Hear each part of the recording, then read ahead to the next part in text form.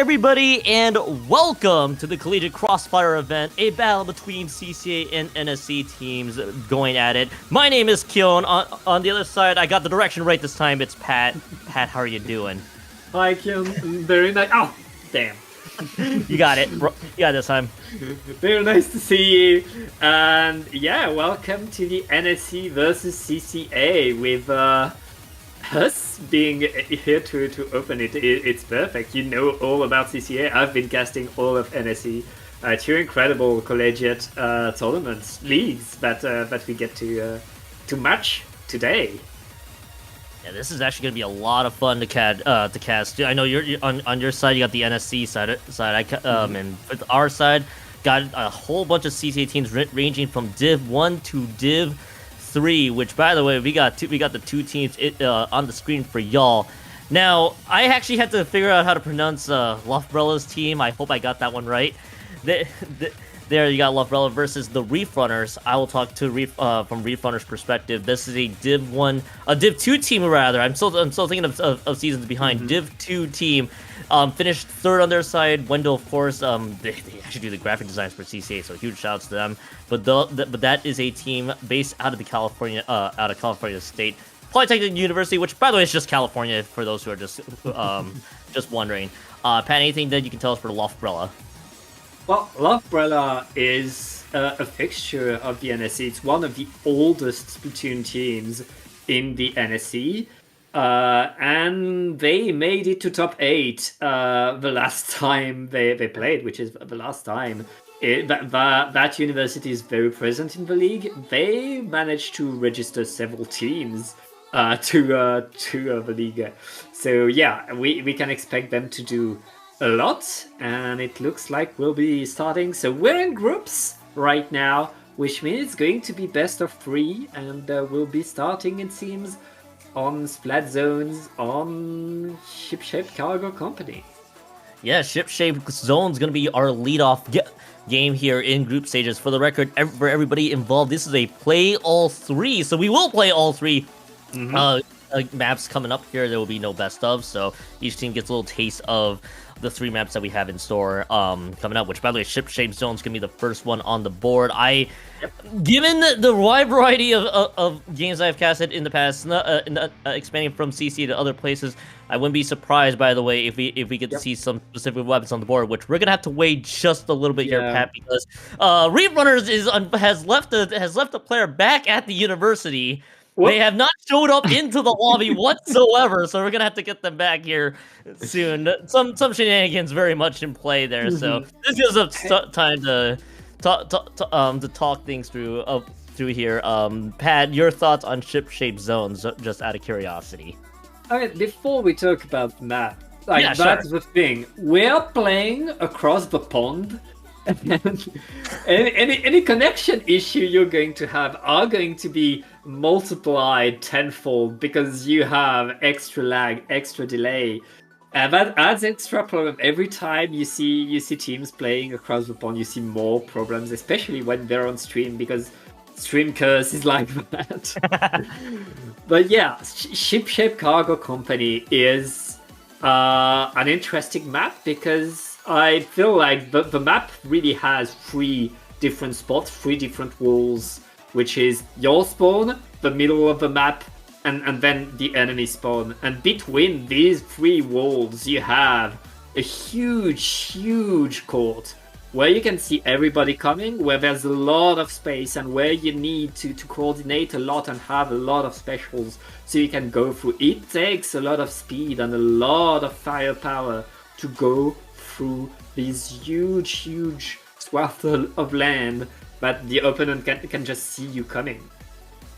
And I'm gonna be one of the few weapons I've usually seen is any weapons that has a reef slider available, because there's always that zone that is susceptible to what we call reef slider cheese there, because it's almost an insta cap if coordinated correctly with your other weapons. So I wouldn't be shocked if any player here from Lofbrella or Reef Runners wants to run that, if they have it, of course, in their collection of weapons here. But to add to your point, yes, we are playing across the pond, even more so for even more so because Reef Runners, if this is the team you'd be thinking about, we're going further west in the U.S. by the way, and then you gotta go across the mountain. Yep, it's not good. It makes it extra worse.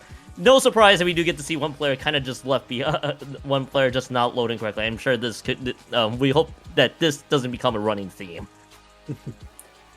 Hopefully everything goes fine. Hopefully we'll have the room working. Right now I see almost everybody is back in the room. Things seems to be working in order. But yeah, like it's part of the game. At this point we've played Splatoon for long enough that we know it's part of the deal to have a few disconnects here and there. Yeah, I'm sure that will probably be that could be a thing, especially with the complications in mind. But enough talk about that here real quick. I do want to talk about the Crossfire event here, Pat, while we got ourselves some time, because this event is kind of unique because you got teams representing CCA, which is our North American Collegiate team overall. NSE, if I'm not mistaken, you're primarily from the UK side of the fence, which gets this really unique North America versus Europe setup that we have for college teams. And from what I saw from the list of teams that I saw from earlier, a lot of teams basically ranging from Div 1, Div 2, even one Div 3 team. Again, divs being relative, as we all know. But a collection of really good teams from both leagues representing here in the Crossfire event. So I would love to see what the action action we got from all the teams involved. Which, by the way, we're back. Actually, we're not back because I just realized there's something very amiss here right away. So yep. we're not done.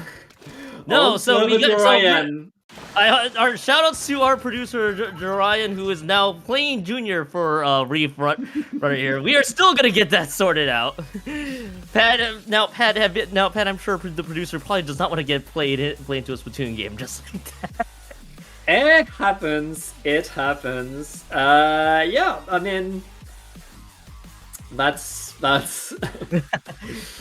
people are not always used to have a nymph player and don't know what to do who Yubs is. But yeah, you have to make do with it. And to come back to what you were saying, Kyon, this is not Europe, this is England, as you said. I mean, the UK. Yep. And yeah, there's a lot of fire in the UK scene, and including the collegiate UK scene. But for sure, it's a smaller scene than NA. It's a smaller country, but it's also very active, very passionate, and I'm sure you'll see a lot of fireworks today from these UK teams. I'd love to see what the UK teams had to dish out in store here. Again, from a guy who has done CCA in quite a while. This is going to be a lot of fun to watch, which, by the way, we are loaded back in. I believe Lofbrella is going to be on the orange-colored side. Blue-colored side is going to be your Reef Runners. We take a look at the weapons. Dueling Dreadringers. Reef Slayers are very much in play here today, Pat. Yep. I mean, you talked about it.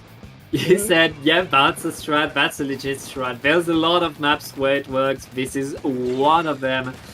But what I want you to pay attention to is that Eliter on the side of the Reef Runners. If that Eliter is in the right position, it's going to be so hard for the Lofbrellas to deploy. But right now, they activate the Reef Slider, and it's working pretty nicely for them. They take control of the zone and the map. Yeah, Lofbrella immediately getting that Reef Slider pick.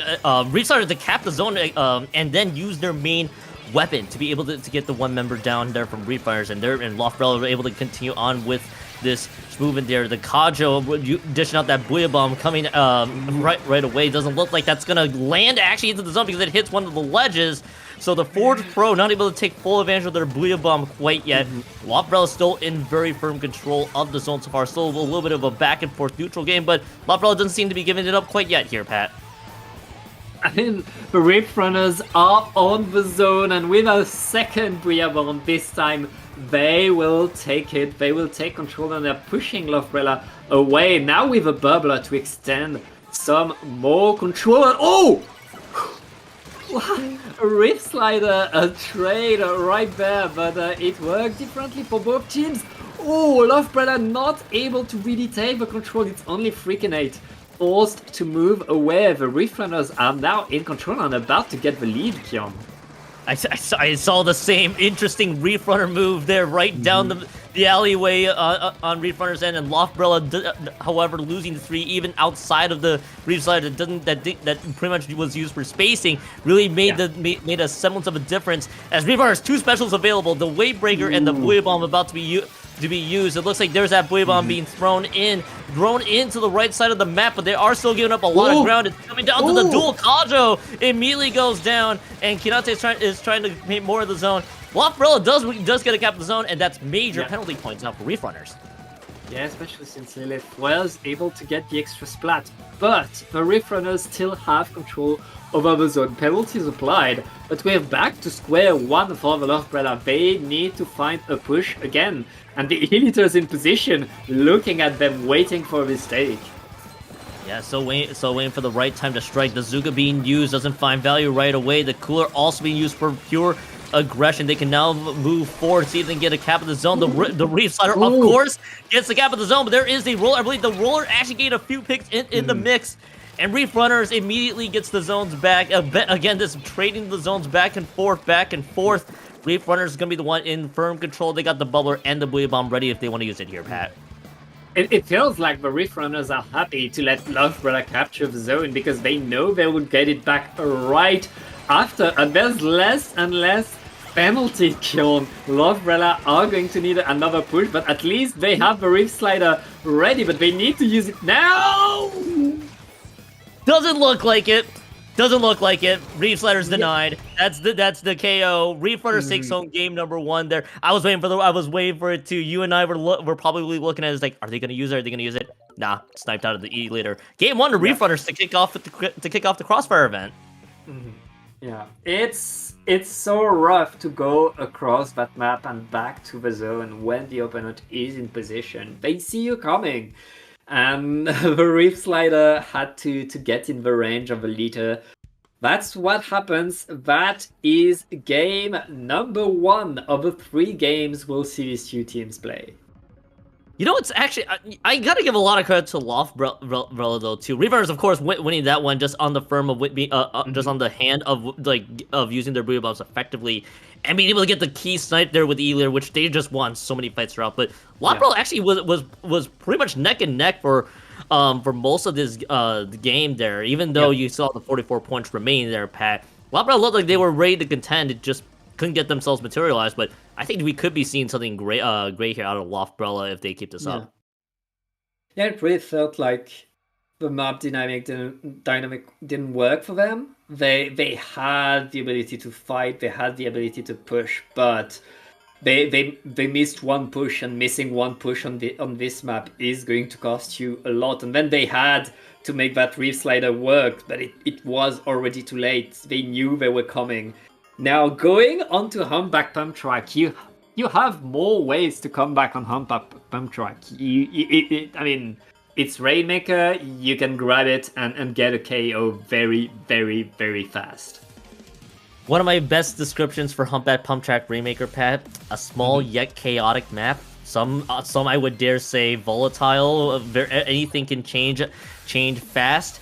This is a map where, again, one really bad fight could spell the end of your team, especially if it's in the wrong time. So I think for Loftbrella, especially if they want to keep this up and tie up the set 1-1, I imagine they'll need to win a couple of the much needed fights. They need to get the checkpoint from there. But I think out of weapons, I wouldn't be shocked if the Dreadbringer does not come back, because I don't think it's one of those weapons that probably would be heavily prioritized, especially with a map like this. Yeah, though this is a good map for Bucket, so I wouldn't be surprised to see some Bucket come back. I hope we get to see the roller come back, because this is the map for rollers. And the Dreadringer is coming back on both sides.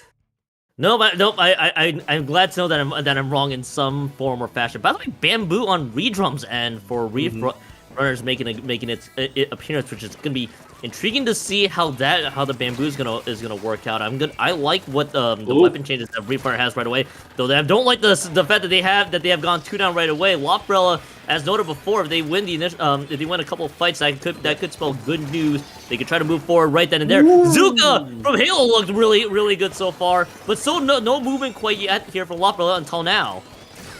Yeah. Very nice moves by Lofbrella. They got a better opening, but they didn't manage to get the checkpoint. And now they lost a few too many players. They need to wait and prepare. Can they protect their own checkpoint, keep the Rift Runners from getting control right here? Yeah, that's gonna be the big question as the lead gonna get lost. That's the checkpoint. That's gonna be the Reef Slider flying in from Lilith. The 3 members down is gonna help Lofbrella's case. As the Zuka got redrum, and now follows it up with a second one on the Inkai. That was really good. Lofbrella's defense really holding up when they needed to. They are still losing members, so likely the reset coming in, and that's what's gonna happen here, Pat. Yeah, beautiful moves by Halo right there for the Lofbrella.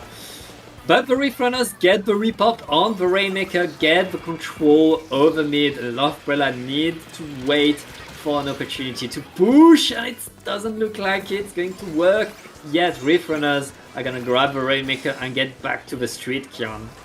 Yeah, back to the street they go. Now the movement's gonna be quite there. There's a lot of purple paint down on the floor. They were moving one step ahead as a point blank Zuka right there in your face.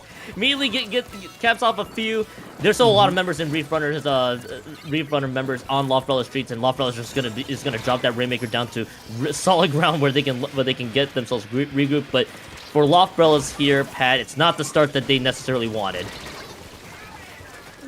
Yeah, I mean, look at that. Lofbrella are able to win. Never mind. They're able to get a wipeout.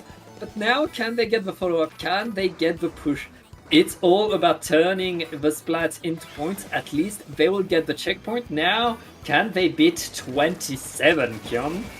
It's still very much doable there. They had to burn a lot of specials just to get there, but they are going to have a Reef Slider available, along with the Trip Strikes here from Agent 2, or the triple Ink Strikes, if you will. But I believe they just went down to a bomb. So that's just gonna be the reset of the Rainmaker. They're gonna have to regroup. So didn't look like it materialized quite yet, but more importantly for Lofbrella, that the checkpoint clear is gonna help their cause. 2 players, 1 bomb. It is so sad, and right now the Rift Runners are riding the momentum, getting back on that Rainmaker, and pushing forward again, pummeling Lofbrella, who is in defense mode. And Lofbrella in defense mode. They did have to burn the Zukas from earlier just to make sure Reef Runners doesn't move up quite yet. I'm gonna be intrigued to see if there are any specials available. They're gonna have that Reef Slider and the triple Ink Strikes if they need to use it. They may hold on to it. No, I take that back. Reef Slider coming in from Lilith on top of it, but Reef Runners, they eliminate 3, looking for the KO, but the heavy-headed comes out clutch. They get the much important stop there, Pat. Yeah, that was great Rainmaker main action right there, but Lofbrella able to limit the damage. Stop! Oh, but they lose. Oh, no, Kion! No! Reef Runners getting the splats again. Yeah, Reef Runners are able to get the splats that they need. Then now we gotta see if they can try to take some advantage from there. They got Halo trying to move forward. It just gets picked off there from the roller player from Reef Runners end. And so far, I feel like Pat, with the way Reef Runners been playing, they might just be content to play a little defensively, especially now that we're about less than a minute to go. Yeah, that's the power of the roller around the center of that map. You don't know where the roller is, you are about to die. And right now, Lofbrella need to paint around, need to take control, because as you said, everybody from Reef Runner are happy to fight into mid, are happy to not push, simply wait for another mistake from Lofbrella with less than 30 seconds left in the game. Yeah, less than 20 seconds to go. 3 specials are available there, so that is gonna just help Reef Runners' cause if they can make this one count. They might just look for that Reef Slider just to see if they can get the pick that they need. The 1 member drops, and that may not be enough firepower that Lofbrella has. No, definitely not. And Agent 2's down. Did they just get the wipeout? Now they're just gonna stand with the Rainmaker. It's GG, well played. Reef Runners wins game 2. They are gonna win the set, but it's play all 3, so they'll play the third map anywho. Yeah, I mean, Love Brother almost there, but that roller in the end really illustrated what happened in the game.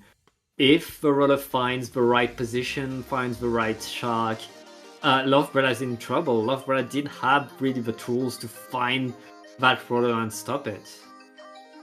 I feel, and I like what Reef Runners pretty much did with the specials they had. You know that the roller really becoming big here. Halo definitely tried their best from the replays that we're seeing on top of it too. Mm-hmm. I think Umbrella had some of good ideas, just individual fights that they just couldn't win at the end of it. And what we saw, Reef Runners just able to take full advantage every time. They kept the Dread Ringer there because the bucket, a really good weapon in this map overall. And we saw Lilith have to just use the Reef Slider a lot to just clear out the space that they need. But then more often than not, you get to see Umbrella just not able to hold it. Their defense hold, they just couldn't convert that into points. So Umbrella, they have to now if they want to at least get to 2-1, they just have to win the third map coming up. Yeah, I mean, Love Brother, they could win fights. They could be on the map. And going on to Clan Blitz, going on to Scorch Gorge, it's going to be a different dynamic. It's going to be different positions.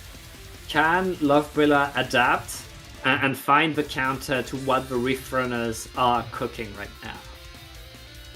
I think it's doable with what Reef Runners has here. Mm-hmm. Pat, we saw right away. Reef Runners, no strangers to switching out weapons. We saw the bamboo, the zap. Those were the weapons they were going with here for that Rainmaker one. I wouldn't be shocked if they change it up again here in game number 3 in this Scorch Gorge Clam Blitz map. It's gonna be intriguing to see how Loftbrella wants to make how they want to adjust. Excuse me. There we saw Hale had some great plays overall there too in the second map. So I get the feeling Loftbrella might want to try to you might see Halo try to go for plays to help enable Loftbrella to get some push here in this Clan Blitz map. I think that's gonna be my read coming into this third one. Yeah, I mean, it's about adapting. It's about finding the way in. Now we're going to a wider map with more open sightlines, so I don't think we'll see the bamboo come back, but I'm not sure we see the Elite for Clam Blitz, because for Clam Blitz you want to go fast with all your weapons so you can put the clams in. And I feel like with there too with Ealer, it's the weapon kind of best used if you're staying around the places that you're in. Sorry, I had to break there for a hot second. Because that is a VDS I just saw from Halo's end there from Loftbrella. That's the weapon that we're gonna get to see here. I want to see how this weapon plays out. By the way, an underrated change here from Reef Runner is we got the heavy-headed with the crab now coming out. So that's gonna be the one flexible change I think is gonna be used. No more Dread Ringers on the board anymore for Reef Runners. They have the Force Pro. This came back and. Or for Reef Runners, they're not breaking a sweat. They just won the first fight, so they might be able to keep this one up here, Pat. Yeah, and they're going to break that basket open. But that's all they're going to do. Nice answer by Loftbrella, able to retake control. 20 points is not that big a deal. They're going to get a pity clan to really answer right away, and with a tactical, they're now ready for a push.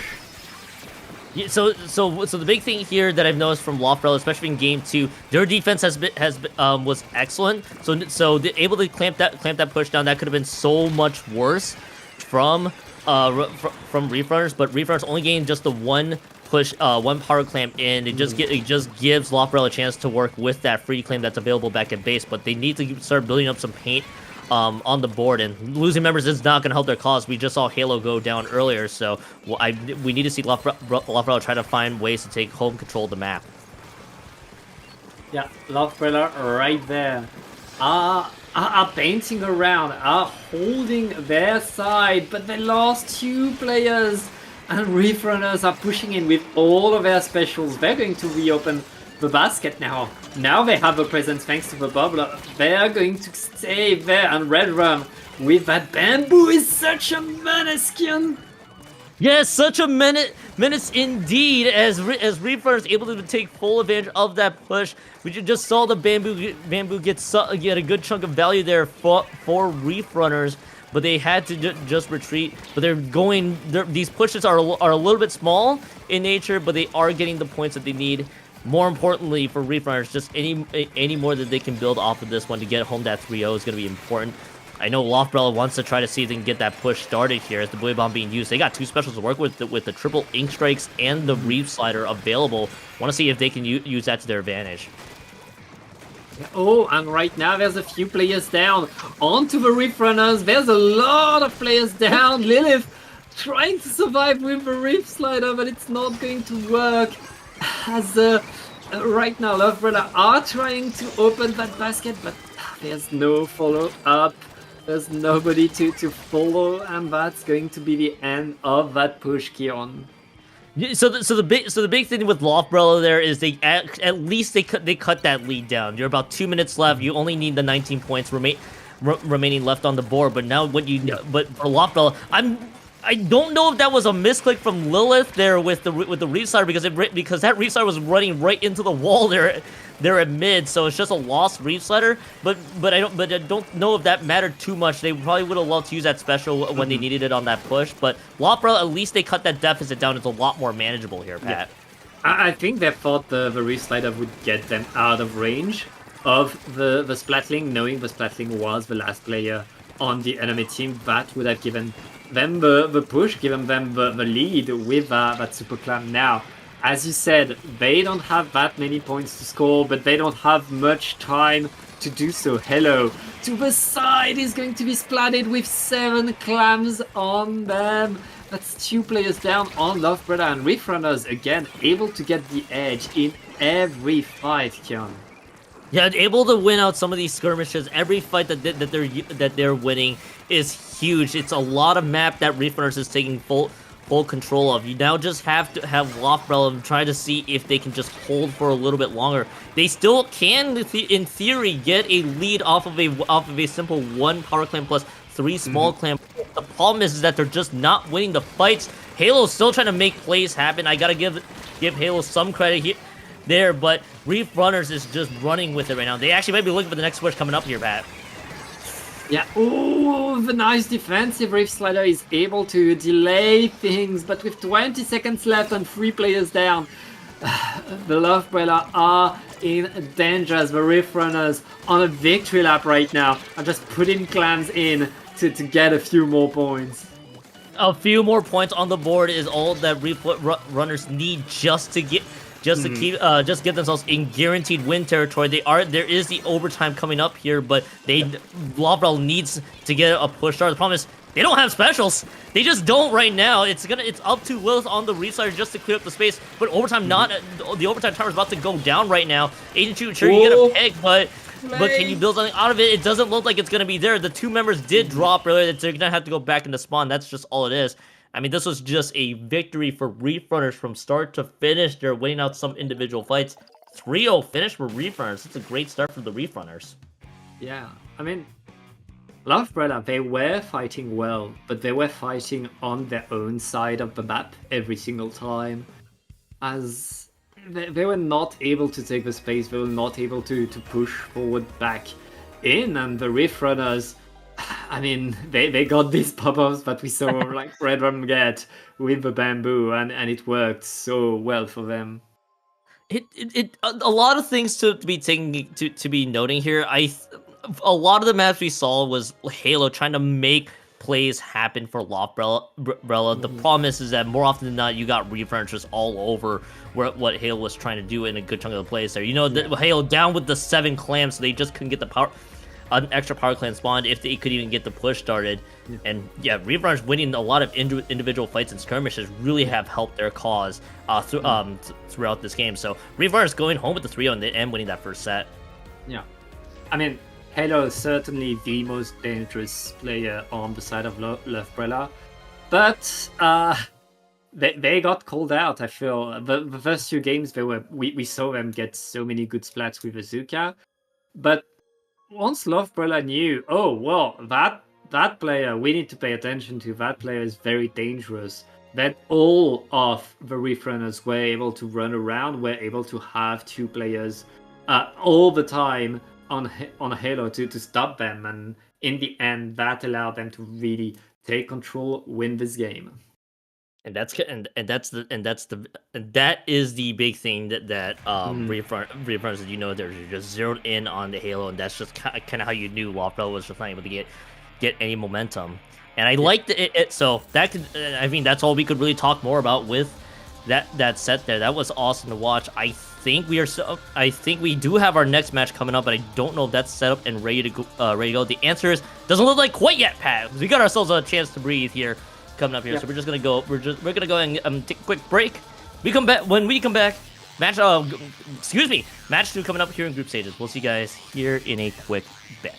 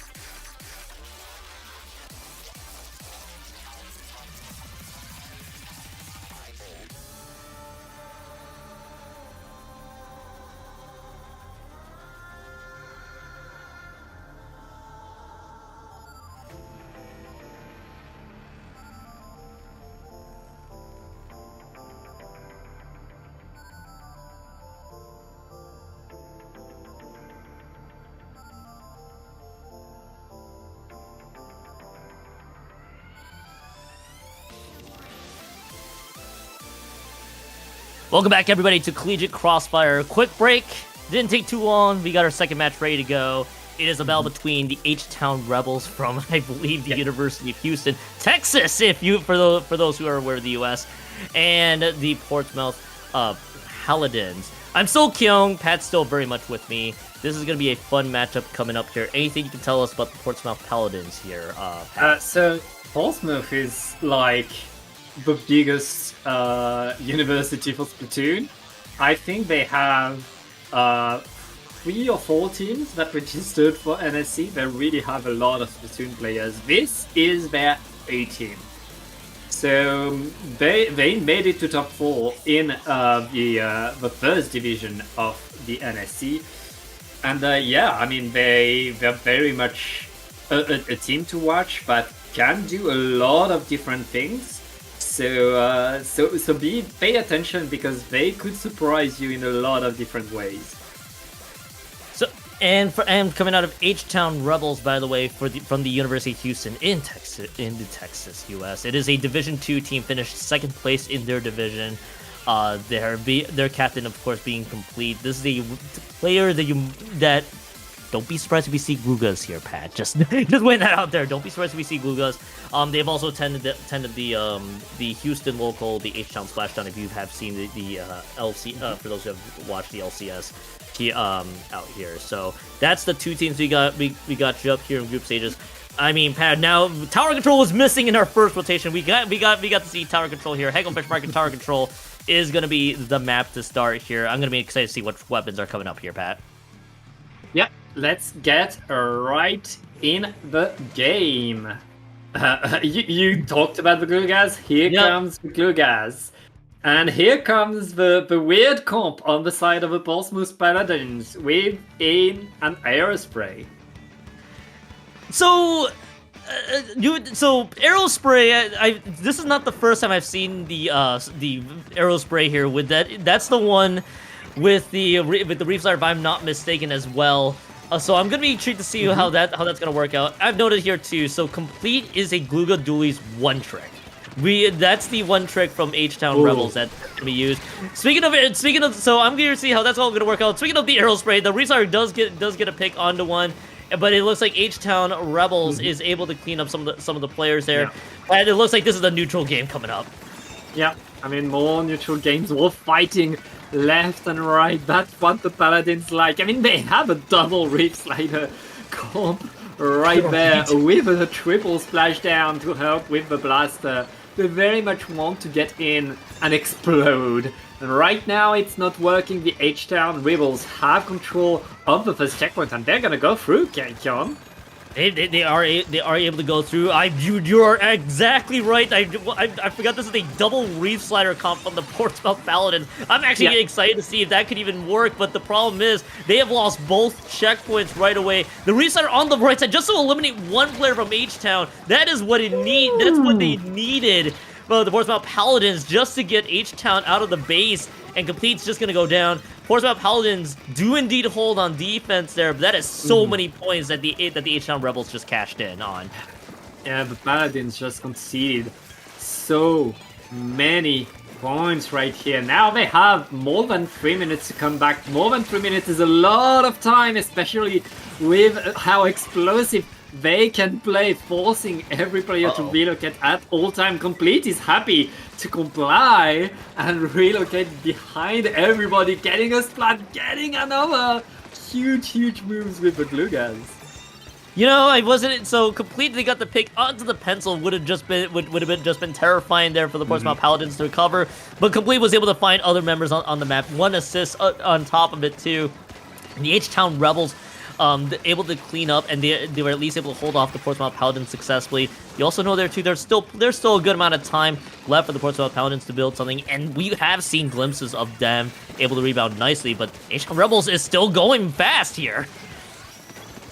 Yeah, and right now that's 3 players down onto the Rebels. That's a wipeout by the Paladins. No more points for the Rebels, but the Paladins still have a lot of work to do, Kion. They need to go all across the map.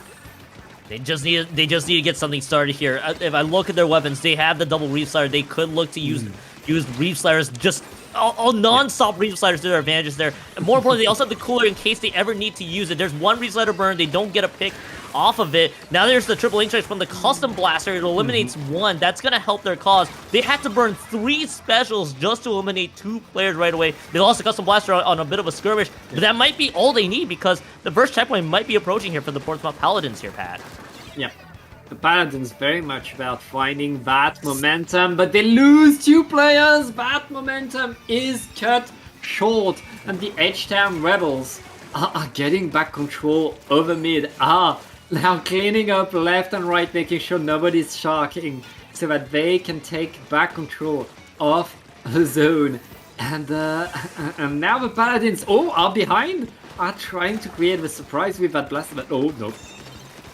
not happening. Just all over that one there. There's a flying Reef Slider, but it's gonna get quickly eliminated there. Here's the second one. You win the first one. We'll see if we throw the second one at you. The answer was still very much yes.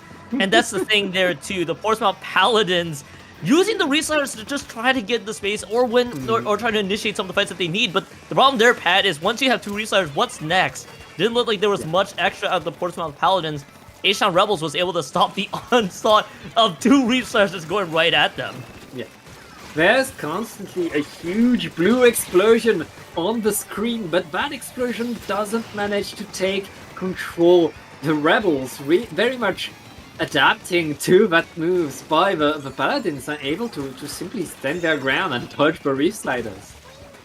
Just able to hold their ground, able to just maneuver away from the Reef Sliders, just dodge them wherever they can, and that's just kind of been the difference so far. The reason I don't know that was stopped by the actual splash wall. there too. So they throw in one Reef Slider. They had the second one ready to go. They could even use it. But however, here comes the GG triple Link Strikes, and that just gets H-Town on the board. I mean, Pat, that's H-Town Rebels. They win game one. They just never looked back from the one big push that they had. I mean, they pushed back to 18 later in the game. Meanwhile, the Paladins very much struggle to bring themselves under the spawn. It was rough for them. I don't think they broke the checkpoint. Like, it was very rough for them to go in. They had to make something work with the double Reef Slider, one from the Arrow Spray, one from the Dread Ringer, and all they could and for the attempts that they mustered, they were able to win some fights, but once you use two Reef Sliders, were they able to get a few doubles or even triples out of them? The answer didn't seem to be there. It was either just a few assists. There. At least it did its job on defense, but there just wasn't much extra coming out of the Paladins because they had the Custom Blaster, which was used to just play aggressively, and then you had the pencil, of course, on the back line. So that's just kind of where things kind of became a struggle for the Portsmouth Paladins. A lot of credit to the H-Town Rebels, though, especially with making some big plays and just able to get that push all the way past that second checkpoint. They just looked really good from that first map.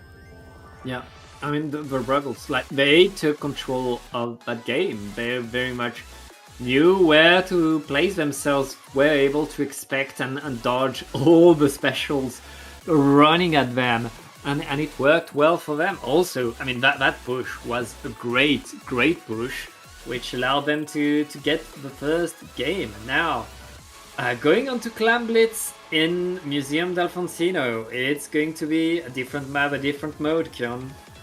Different map, different mode. Now this is kind of the kind of map I can actually logically see Reef Slider back if they want to use that, because this is a museum map. Of course, you got that higher ground back at your spawn that you can use if you want to use that Reef Slider. Just fly that right in and try to take the basket home. The problem then becomes what else can you make out of it? I would love to see any changes that Portsmouth Paladins, either gameplay wise or weapon wise, either or works. See how that's gonna work. And for H-Town Rebels, I wouldn't be shocked if they just kept what they had from game number one. I mean, again, you're not gonna see complete change out of those Belugas anytime soon. That's just gonna be a weapon we're gonna see constantly. So, Pat, on to game two. This should be an interesting one to watch. Yeah. H-Town Rebels, as you said, it's been working. Oh, they double the swords. Meanwhile, the Portsmouth Paladins, they pretty much double down on their strategy of the double Reef Slider. I mean, they're gonna have the tools to run under the basket, but will they be able to follow up on their pushes? So the weapons I would look out for the Portsmouth Paladins. You have that Custom Blaster and the Dread Ringer that will probably their main source of damage coming out of the Paladins. I think for the H-Town Rebels, though, you mentioned before, more swords in the picture. This is a team that does love swords after all, so it only makes sense. They got the mid decab, they got the Wiper, so I want to see how those two weapons work in conjunction. And so far, it's working pretty well here. H-Town Rebels eliminating two out of the board. Here comes Dude, actually using that Reef Slider there, just see if they can find a few members. And actually, it was looking really good for the Paladins. They take 3 members out. Pat, this could be good news for the Paladins if they can take advantage. The Paladins able to take the splats, able to take control, and now they have a super clan. But I mean, they're back to a fight for mid. They were not able to really set themselves up on that platform, and if you're not able to at least keep the opponent up there, you're kind of forced to concede mid, and that's exactly what they're doing right here. Yeah, they just had to concede so much ground right away, and it's just leading to 2 members already dropping. Toast is going to be the one to just throw this power clam in. H-Town Rebels gets that first push. The question is the follow-up. It doesn't look like there's going to be much here, unless Colson is going to be sneaky with it. Colson's actually going to be able to be sneaky with it, throwing the 2 small clams on. That was pretty nice. And Complete jumps in and immediately burns the Booyah Bomb. Okay, sure. It's going to eliminate Dude and a few members out of the picture. And so far, for H-Town Rebels, they're still playing aggressively from what we see here so far, and it's looking pretty strong. Especially if Colson just throws that hammer and just takes out J-Blast. Yeah, the power of that hammer AoE right there, but here comes the Reef Slider. Again, the Rift Slider is not going to find much luck right here as the Paladins are pushed away again. The Rebels waiting for a Rift Slider, dodging it and preparing another push. Kion. Oh yeah, they're definitely trying to set up for a push there. They had the Ultra Stamp used to just stamp a couple members out, and yet now Portsmouth Paladins, they're losing a lot of ground here fast. There's that Power Clam already being used. L was able to get a few more members out of there, and now you got the 67 points remaining. That's gonna be the wipeout, but for the H-Town Rebels, that's the damage that they only needed on that push. I mean, down to the 67 points remaining, but the problem is, you see the 2 Power Clams that the Portsmouth Paladins could potentially use. That could be good news, especially they're just running for it right now. They broke through the barrier, but they're officially wiped. They're officially wiped, but that's gonna be okay for them, at least for now. Even though you lose the 1 Power Clam, they still get the free clam back at base to work with later. I mean, that's not the push they expected. With a simple definitely not. They could have gotten the lead, John. And right now, the Edgetown Rebels are back on the attack. Back on the attack now for the Edgetown Rebels. Just move forward. Trying to put a lot of paint down. They're trying to get the members from the Paladins out of there. They're able to do those successfully. A few wipeouts has been the difference. Coulson is immediately trying to use that Ultra Stamp, see if he can find anybody else. And this is just so much paint here from the H-Town Rebels. They're just gonna get this other push in. They're just using the spinner every time. Yeah, they know they can set themselves up after opening the basket. They're in a nice up position, but they won't be able to get much more points. And we're back to the same spot. They gave a free clam to the Paladins, and the Paladins know that all they need is to put 2 super clams in the basket. And the best thing they got going for them right now is the double Reef Sliders that they can take advantage. The H-Town Rebels just needs to hold off just a little bit more right now. I want to see these Reef Sliders be used effectively, especially with the amount of Power Clams that are available. They got 3 to work with here, especially the one back at base. The problem is just getting the push materialized. They already burned through the two Reef Sliders, but they take 2 members out right away. This could be big news now for the Paladins. The Paladins keeping the numbers advantage, keeping the splats going. Now, can they get to the basket? Coulson activating the hammer, but not able to find much. They're gonna get it. Oh, whoa! No! No! I think we need the replay on this one, Pat. Everything kind of just fell apart here from the Paladins from the get-go. That was the one big push that they need. They still will keep overtime in play here as Stiki picks up that pity clam back at their base. The other one has disappeared. Now they just need to see if they can win the fight that they so desperately need. Maybe taking out the heavy that's gonna help. Maybe taking out the Wyvern could help, especially. But they just gotta move forward. The answer is now. I think the Wave Up's just gonna stall them out for just a little bit longer. That's all they need. It looks so good for the Paladins there, Pat. I think that's kind of what I was hoping for. What a lot of people were hoping for. But H-Town did a great job holding holding their ground. That's the 2-0 lead for them in the set. Yeah, we see the Paladins, and we really see a team that can get these fights, that can answer the call. But every time they won the fight, even after the wipeout, the Paladins were not able to set themselves up onto the opponent's platform. They were not able to put themselves in position to score. The one time we saw them get to that platform, everything went so wrong. The instant they got there, it did not work. And I feel like the H-Town Rebels really have their defense on lock. So many opportunities here, Pat. That's just so many chances they had to possibly take lead. Not even this push was enough because the point difference was just 1 power climb. The 2 power climbs you even noted on the call here too. This was like the last moments there where just everything fell apart so fast for the Paladins. I think they had they had everything, all the right ideas to. Just didn't win the fight that they needed to in the end. So, so it was just just a rough go, if you will, for the Paladins. And now because it is play all 3. Anywho, we do play Undertow Rainmaker, which, Pat, I think I need to add another page to my book of how many times we are seeing Undertow Rainmaker to our casting count because of course it shows up. Of course it does. It's very much a classic of the game, a classic of Rainmaker. Lots of corners, lots of ways to hide and fight. And I mean, if there's one mode where a team that likes to run forward and do things with lots of explosions, it has to be Rainmaker, Kion, right? Of course. Of course, if you love your explosions, maybe we'll see a lot more of them, especially with what the Paladins are dishing out here with the double Reef Slider comp. I mean, the double Reef Slider. I want to go with what the Paladins are dishing out there. I think H-Town probably only a few changes, only to note there. But for the Portsmouth Paladins, they gotta they had the Reef Slider. I think they had the concepts down. They just gotta find just the follow-up to executing it, basically, because they have the Dreadbringer, they had the Aerospray that they're trying to work in conjunction. So they were to dish it out here. Boo, by the way, going to be going to the Slosher, just to note that here. This one, no. So they get rid of the Custom Blaster, but now they go to the 52 Gal from J-Blast. That's the big change. Boo Boo's going to be on the Slosher. So two weapon changes on the board here, Pat. Yeah, I feel like that switch to the Gal will allow them to have a bit more paint on the ground, to have a bit more flexibility in what they do. But right now, the H-Town Rebels are going to try for the push, and they get the splats with that Rainmaker Toast going in. Forced dodge.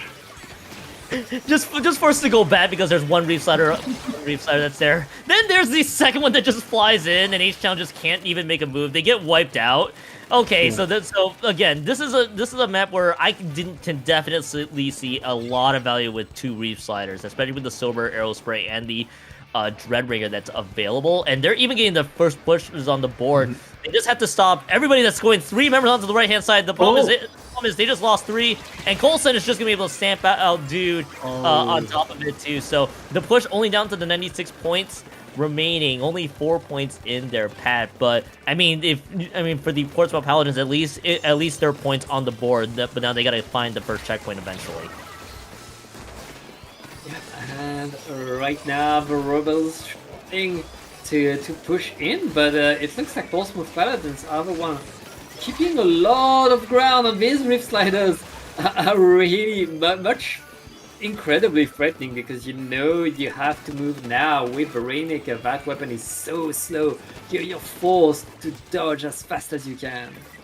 Even worse when you're dealing with Undertow Rainmaker, or just Undertow Spillway in general. It's kind of a narrow alleyways, if you will. It's just easy pickings for the Reslider to just do a lot of damage. So H-Town Rebels probably recognizing, all right, we actually can't move too far up with the double Resliders that are just flying in right now. They already lost 2 members, so they're just having to clear out the space. That's the lead change, by the way, because you might have just saw the Rainmaker about a couple seconds away from going back to mid. They were able to get points on the board. No checkpoint quite yet, so the door's still open for the H-Town Rebels. But so far, that's a lead for the Portsmouth Paladins. They might be looking to get more Reef Sliders being built up here soon, so H-Town Rebels probably realizing what the time not quite on their side. Maybe taking out Florida could help here, Pat. Yeah, I mean, we're only halfway through the game, and these two teams have much more to show us right now. It looks like H-Town Rebels are showing us how it's done, breaking through the checkpoint, and they're in a great position to reap up to get a bit more stuff. That's it. Reef Slider to the face. The more times I see the Reef Sliders, more I'm like, okay, maybe this is a fun special to just see fly in and just explode in front of Toast, who just holding the Rainmaker. Is like, oh, okay, I see how it's going. But the problem is for the Paladins, it's just one Reslider that gets us off. They're gonna lose a lot more. Complete stride of battle against the gold paint. They actually get stopped right before they slam the Rainmaker home. But there's still a lot of ground that the H-Town Rebels are doing out. They're gonna pick up this Rainmaker once more. Coulson had to throw away the stamp, but there are so many members of H-Town just trying to keep the pressure up here, Pat. They are so close to getting it, but they won't get it yet. The Paladins alive in this game now. In a minute and 20 seconds they need to get a KO. Anything else would mean they lose. That's a KO very much needed. They need to find a checkpoint, get near guaranteed. would not be shocked they're gonna go for a quick checkpoint here, or they're gonna go for the methodical route, but they get caught into the Booyah Bomb. So I just saw 2 members drop on H-Town Rebels, and that could have been a great chance to go for the right side checkpoint. And you see a couple teams do that occasionally, especially in competitive, but they opted to go for the safer left side, and they get caught into no man's land with the Booyah Bomb. And right now, for the Portsmouth Paladins, they just gotta find the checkpoint. That's looking even harder now, especially with Colson having the Ultra Stamp, which picks up the Rainmaker. I don't know if that was intended, but that's the Rainmaker being picked up, and that's still a lot of Paladins all across the board here. Yeah, and it looks like the Paladins are able to capture the checkpoint. That's step 1. Now step 2 only has 20 seconds to be started, and they don't get the repop, Kion. It looks like H-Town Rebels are cleaning up left and right, and with 10 seconds left in the game, they're simply holding their control, holding their firepower, and waiting for the Paladins to run at them desperately. Yeah, and that's just a textbook stall at that point. All the paint on the board just move back. Don't even try your luck, and H-Town Rebels immediately gaining the 3-0. Here they're looking really strong so far, especially with the way that has played out. So that's round 2 for the H-Town Rebels to begin with here out of the which by the way was Group C for the H-Town Rebels and the Portsmouth Paladins. So that's kind of what we're seeing right away. A lot of good things that we're watching so far. Yeah, I mean, a lot of great things between these teams. Once again, we see NA winning the match, but it's not over. We have one more round in the group stage, John. And we'll see who will get to cast right after this very short break.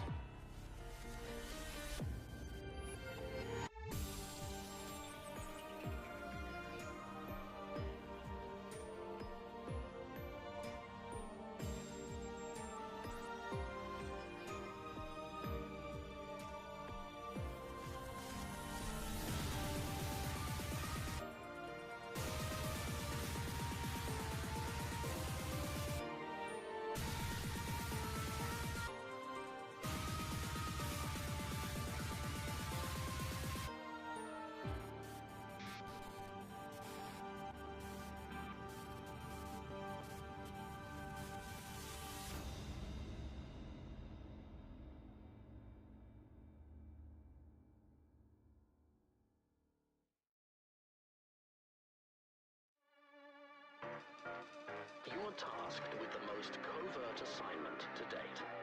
The time has come to pull the threads on the tapestry woven at the peak.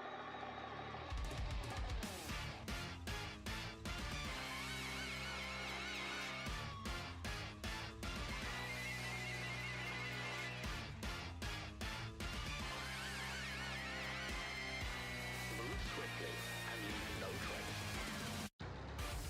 The descent must be graceful but inevitable. Those who ascended have forgotten the lessons of the climb. They believe their position is unassailable. Remind them that all heights are temporary.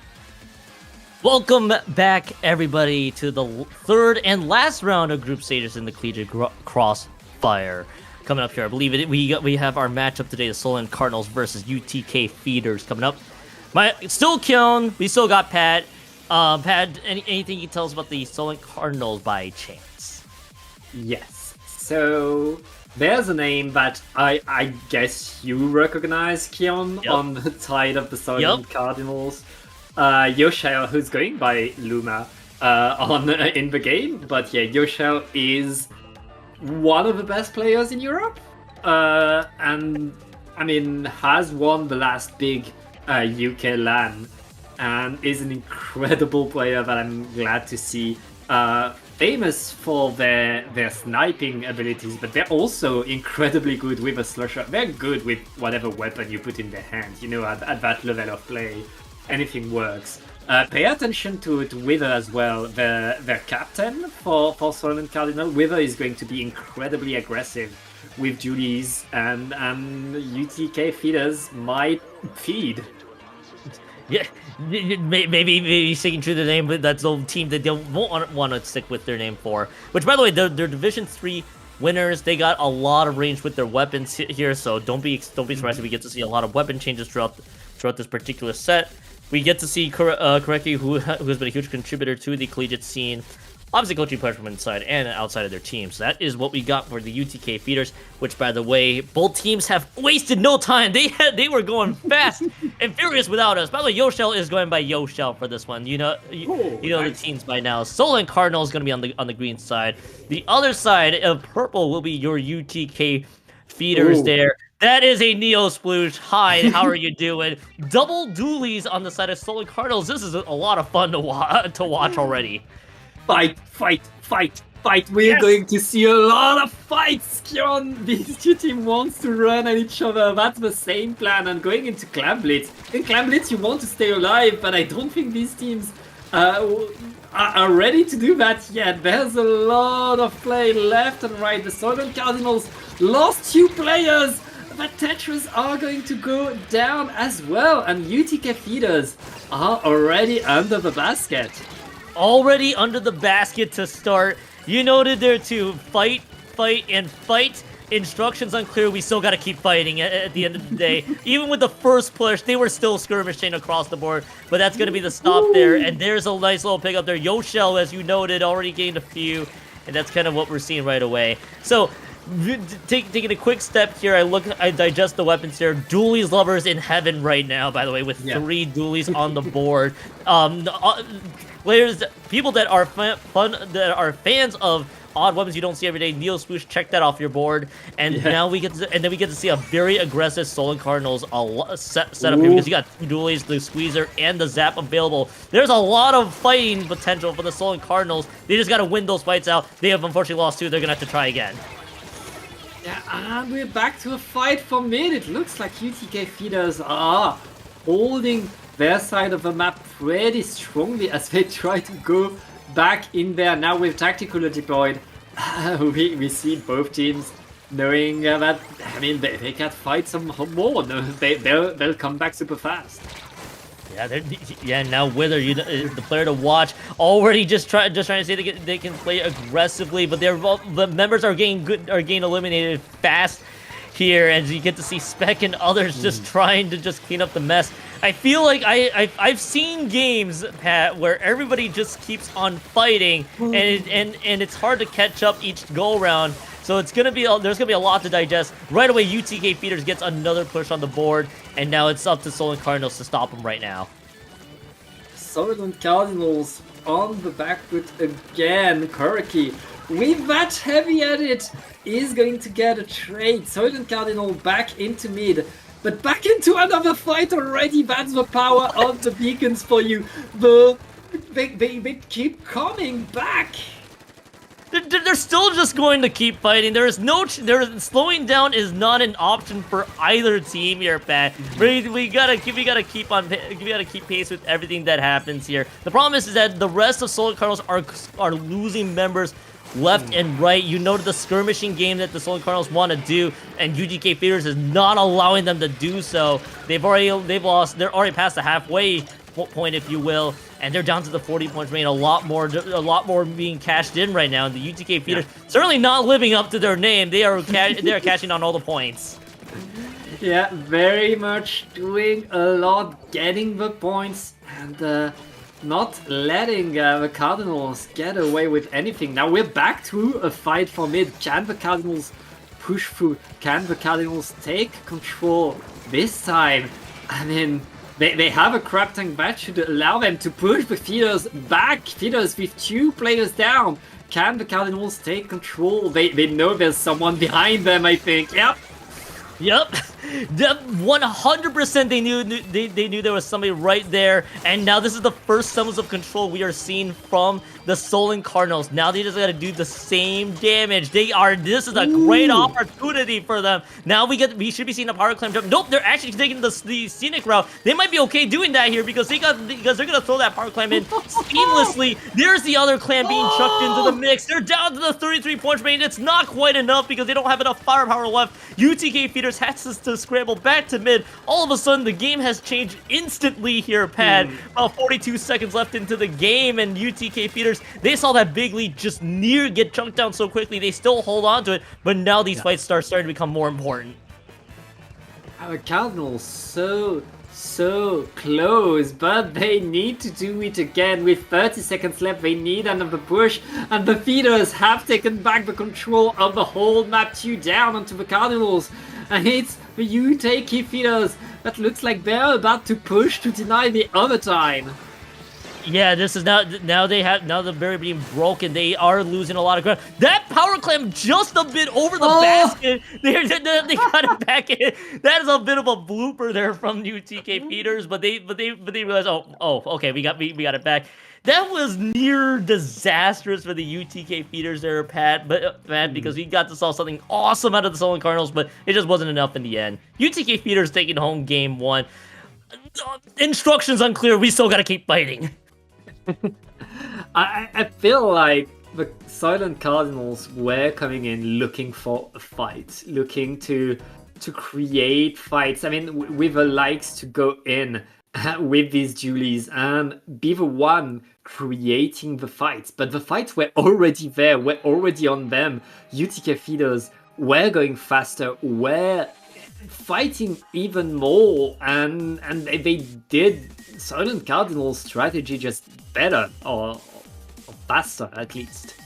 I think you had that right, but also the beacon's kind of an underrated part of this of how they won. It just allows the players to just jump back and just keep that momentum going. This was like the biggest chance for the Solen Cardinals to just swipe lead. It didn't matter in the end. There's the blooper, by the way. Correctly, just threw the power clamp a bit over the basket. Thankfully, they had another member there to clean that one up and just take that one home. So, UTK Feeders taking home the game, that first game. We go on to the Mahi zones. If they play fast and furious once again here, Pat, I think we're gonna have a lot of questions here with how they both go, because both teams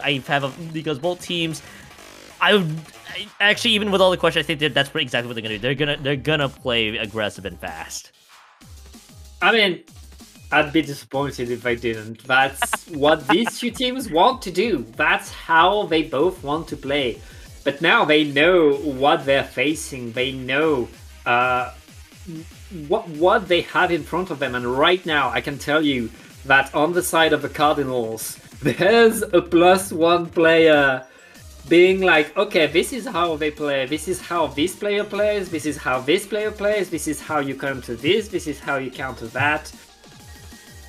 The Cardinals have this, like, extra bit of having a top coach in one of their players. We'll see if that will be enough. They don't have much time because we're already back into the game, Keon. You know, we gotta go back to the game. You noted the +1 player, a lot of experience on the board. Now they're on that Zeko Firefin scope. So one of the things that we had here. Okay, dually lovers. There are 4 dualies on the board. Okay, to UTK. Okay, 2 dualies on both sides. You get it. Every dream of every dualies fan is just screaming in excitement to see 4 dualies on the board. Solid Cardinals, by the way, takes the first cap of the zone. The Expo, by the way, also being dished out here for you for UTK feeders. Everything is just too different now in this game. It is still active, but it looks like the fight for the zone is going to be won by UTK, who following through with a Booyah Bomb, trying to keep under control. The Booyah Bomb is not going to find the splat, and now Yoshel is in position to snipe, and he's going to get exactly that. I feel like the best phrase to say here, Pat, is Yoshel doing Yoshel things here. As this is again a very skilled player that is just running with the team of just full aggression here from UTK feeders, and now they just got to figure out how to shut down everybody else. Lexical is just trying to run circles around them. 2 members dropped on Sullen Cardinals, and now that everybody kind of has a chance to breathe only for a little bit. This is UTK feeders. They should be. The map should change here in about 4 points left. So this is kind of where they need to take full advantage here if they are the UTK feeders and eliminate big members out of the board. Yoshel going down is going to help here, Pat. Yeah, I mean, the Cardinals are kind of forced back, and UTK feeders are holding that zone. Penalty is not applied yet. Spec is forced to dance on the zone. How are you alive, Spec? With just an Explo, that's a slow weapon, and they keep the zone, John! They keep the zone, and they do not exert any more pressure on the board from here. Well, Solid Cardinals could not, and that's 3 members that drop. UTK feeders has shut down the rest of Solid Cardinals, and this is gonna soon be, unless there's a sudden surprise coming up here, a 2-0 lead for UTK feeders. And I gotta give a lot of credit to the Cardinals. They almost had something good on the first cap, but UTK feeders understood the assignment, and the KO puts UTK feeders up 2-0 in the set. Again, it's a play all 3. But that was something out of UTK. Yeah, I mean, I don't know at this point, because right after the first game, I told you that Silent Cardinal would come back stronger with a counterplay to what the UTK feeders are doing. That didn't happen. That didn't happen at all. So one of the things we kind of saw was the coordination from the Stolen Cardinals. You had Yoshel stabilizing at the back line, but then you get to see a couple points throughout the game where the rest of Stolen Cardinals were just trying to fight individual fights on the board, and UTK feeders just collapsed onto them, either with a couple members or just the one, and that's kind of when things just changed too quickly. If Yoshel also gets singled out from UTK feeders, it just makes things a little bit worse, because now everybody's just trying to rush forward without Yoshel. And that's just kind of how things kind of played out there from in that matchup, was just everybody playing catch-up the rest of the way. That was a clinic, if you will, from UTK feeders. Now going on to the third game, which we will play, the Ship-Shaped Cargo Co. Tower Control. I mean, I'm kind of amazed on how UTK feeders is able to shut down the Stolen Cardinals so far. They took control, and not only did they take control, even when the Cardinals were able to push it, they were able to survive, they were able to dodge an extra bullet, to stay on the map a tiny bit longer, to put a tiny bit of more paint on the ground. That allowed them to get the KO with no penalty applied. Right now, Cardinals really need to switch things up, to change something. It's not been working for them.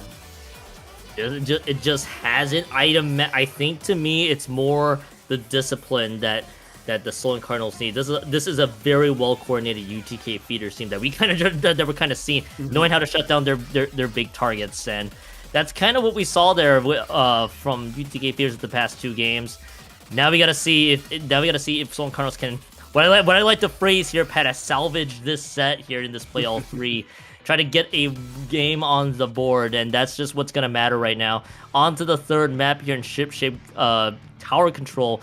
The weapon changes. Are there going to be any? The answer is yes, of course. There is one less dually on the board. Okay, there's two less dualies, so dually lovers will have to be sad for a little bit. A lot of weapons have changed here so far here, Pat. Yeah, I mean, we have only 2 dualies on the map. That's how much change we've had, Kyon. We even have a blaster coming in. Considering the amount of dualies we've had, bringing the blaster is surprising, and it's not working well for the UTK feeders. It looks like Soylent Cardinals are finding their mark, finding control, and getting on the tower. And Yoshel with that leader getting the splats. Yeah, Yoshel doing Yoshel things once more.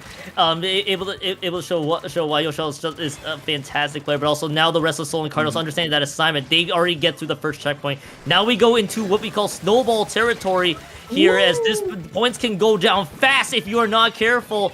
And the Soylent Cardinals already taking it home to the 38-point marker, as Temkyun still trying to find a few skirmishes. They're going to get collapsed on by 2 other members on the board. That's 30 points remaining. The biggest sign of life we have seen so far from the Soylent Cardinals in this game, in this set so far here, Pat. Yeah, I mean, that was a great, well-organized push by the Cardinals. Now UTK feeders are trying to push in, trying to get back that control. They are on the checkpoint. Lexical gets splatted. That's 2 down onto the Cardinals. Cardinals are struggling, but with the blaster is able to get control over the tower, and Yoshel is cleaning up behind. That's 2 down, and that's going to be the Cardinals getting the tower back into mid. The checkpoint was not broken, Kyon. Checkpoint surprisingly not broken, but it came down to the one pick. I blanked on the player that was on tower control duty there, but that member dropping gave Soylent Cardinals a lot of time, and this is now their chance to just move forward. They already gotten through a lot more points uncontested here, as the Reef Slider flying through the splash wall, just forcibly breaking it, if anything. Proved to be a big difference. Okay, Yoshel. I don't even know anymore. As they broke through the second checkpoint, they immediately broke through. This is the biggest clinic here for Soylent Cardinals. 2 checkpoints cleared, and UTK feeders has a huge mountain to climb. This is the Soylent Cardinals that learned, that adapted, and that gave an Elita to Yoshel. So we could see the show right there. Huge slice by Yoshel, getting a bit more. They know there's a gal behind them now. As, I mean, the UTK feeders are still very much in it to get forward. They're back to the checkpoint. Still very much back to the checkpoint. Now, the game very much not over, because this could be the same opportunity here for the UTK feeders if they can take advantage. You eliminate 3 members, you still give up the checkpoint though, so that is going to be an opportunity for UTK feeders down the road to turn that into a bigger push of their own.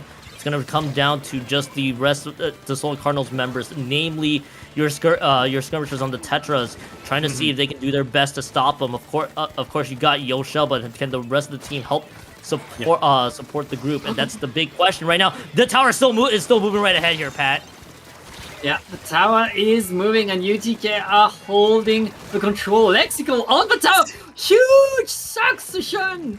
The suction trap worked, and that's the end of that push. That's the push, like, and Yoshel is stopping people from getting back on the tower. That's 3 down on the UTK feeder. Soylent Cardinal holding strong. Soylent Cardinal suction bomb double. Okay, that was magnificent, but also wow. Okay, and that is a big thing for the Soylent Cardinals, just to prevent that from getting out of control. This again, the path between the first and second checkpoint can snowball out of control if your defenses aren't set. They were able to stop them, and especially with that second checkpoint being cleared from earlier here, Pat, it gives Soylent Cardinals a lot of time to breathe and assess the situation, and especially now that they're cleaning up right now, Soylent Cardinals very much looking to try to salvage this third game.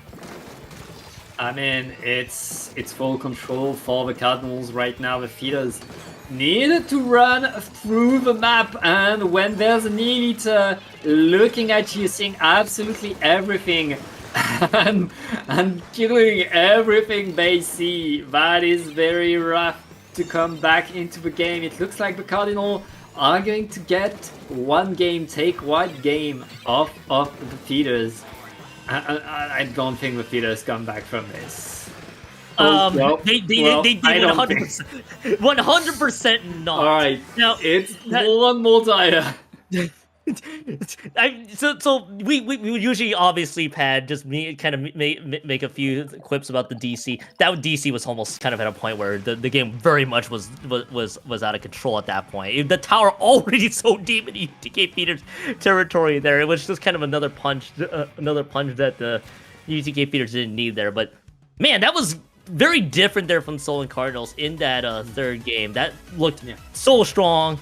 I know the rest of the team really followed. I know everybody wants to pay attention to Yoshel's incredible snipes on that E-leader there, or the incredible picks, if you will. But the rest of the team just played phenomenal.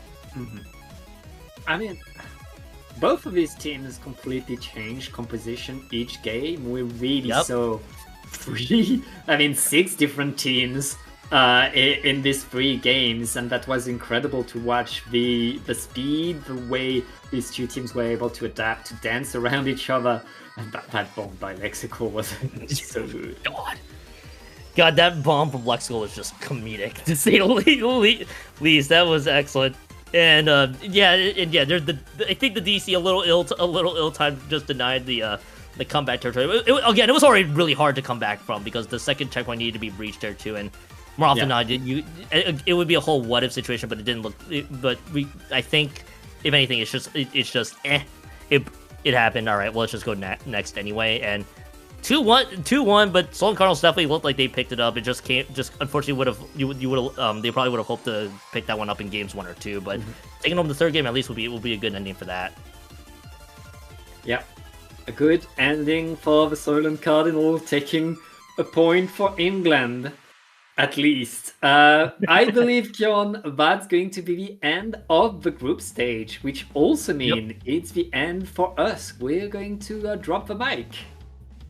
Yeah, and we'll just quickly plug ourselves here before we cut it to break. I'll be the first, and you'll send us off here, Pat.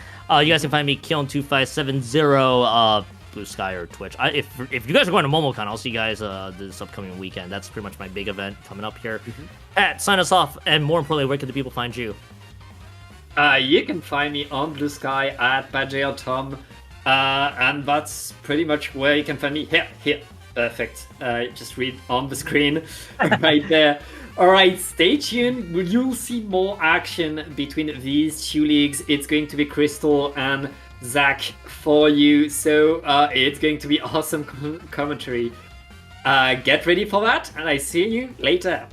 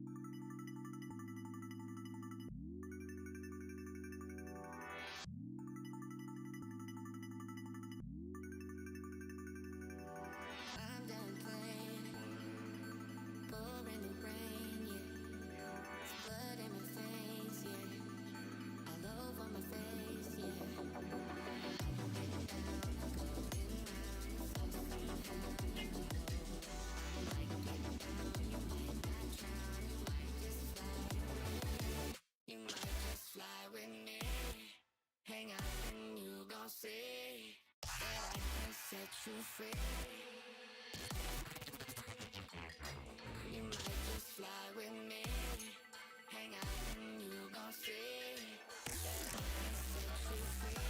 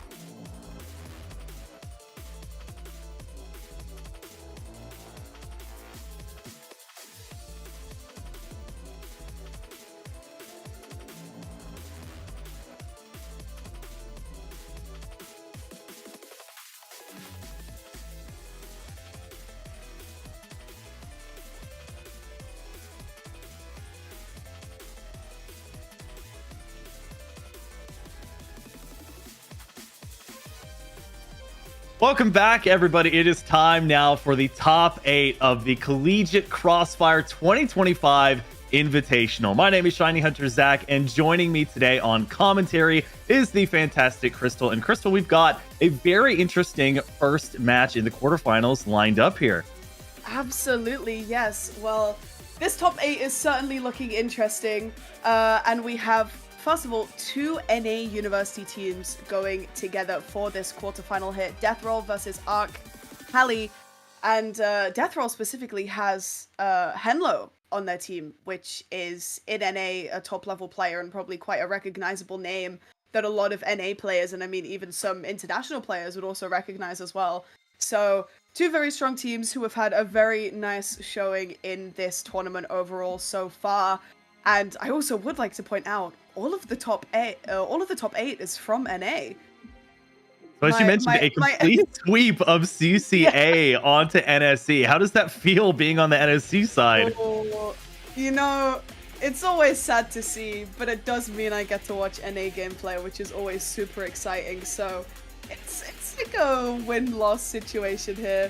And one thing that I will explain, because this is coming from the NSE format, is the format of quarterfinals. So, like I said just now, this is being ripped straight from how NSE is formatted, which was a tournament I actually played in.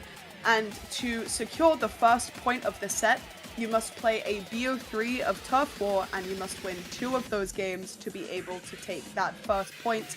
And then all 4 of the games after will be counter picks into the normal ranked modes. So Marlin Airport, our first Turf War map of today. Very interesting pick, I'd say. Obviously, Turf War isn't a mode that we see very often, but I mean, this map as well is also not something that's very commonly seen amongst the comp scene. Yeah, as you mentioned, this is sort of the feeling out point for each of these teams. As you mentioned, the only round where we're actually going to be seeing Turf War play a part in how the rest of the set is going to play out. Again, you have to win 2 out of 3. And for these 2 teams who have had some good experience, very tough experience playing in the most recent CCA season from the University of Florida and the University of Texas at Dallas, respectively. Well, let's get into game number 1. As you mentioned, Marlin Airport going to be the venue for this one, and our first look at what these teams are packing weapon-wise. And I'm already seeing some mainstays as well as some that you more commonly see, Crystal, in Turf War. Yeah, that reflux pick, one that we only ever really see in this game mode here. Obviously, the nice paint and the missiles always being really helpful as well. And the edit being opted in here for that extra paint and coolers on both sides.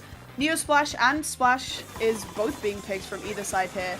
And weapons like the Orange Zap and also Decavitator as well. Good aggro, good paint. And already here, seeing some picks going up for the side of Death Roll, taking down those members of Arc Alley very easily. And right now, obviously, well, people that know Turf War know that a lot of the times the most pressure comes out in the last minute of the game, but let's see how these 2 teams played the neutral for the first 2. Yep, Arc Alley in the purple here versus Death Roll in the green. Pretty fitting of the University of Florida colors there with that signature Gator green. April trying to shark around, see if they can get the pick onto Stubert, and they will. Looking to see if they can stay just out of the range of that crab. It's been pretty well controlled by the University of Florida early on. Death Roll doing a good job, but a nice sneak around to take out the crab in its final waning stages there. The Mid Decavitator is such a versatile weapon, a decent amount of paintability and some good range there, but the ability to just get on top of somebody, do a very good job of taking them out, of course, when beset upon by 2 or 3 teammates, that makes it much more difficult. But as we get closer to the halfway point of this game, Death Roll holding strong. Yeah, certainly a very high-risk, high-reward weapon, and you can really get some good picks out of that one.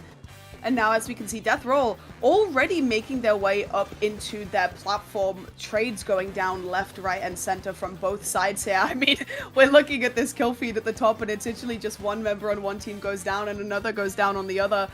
So it's just a lot of back and forth right now, just trying to get that paint in. Obviously, with Tough War, there's not really an objective that you're playing for, so you're kind of just having to focus around, try and see what picks you can get, and then attempt to get the paint down that way.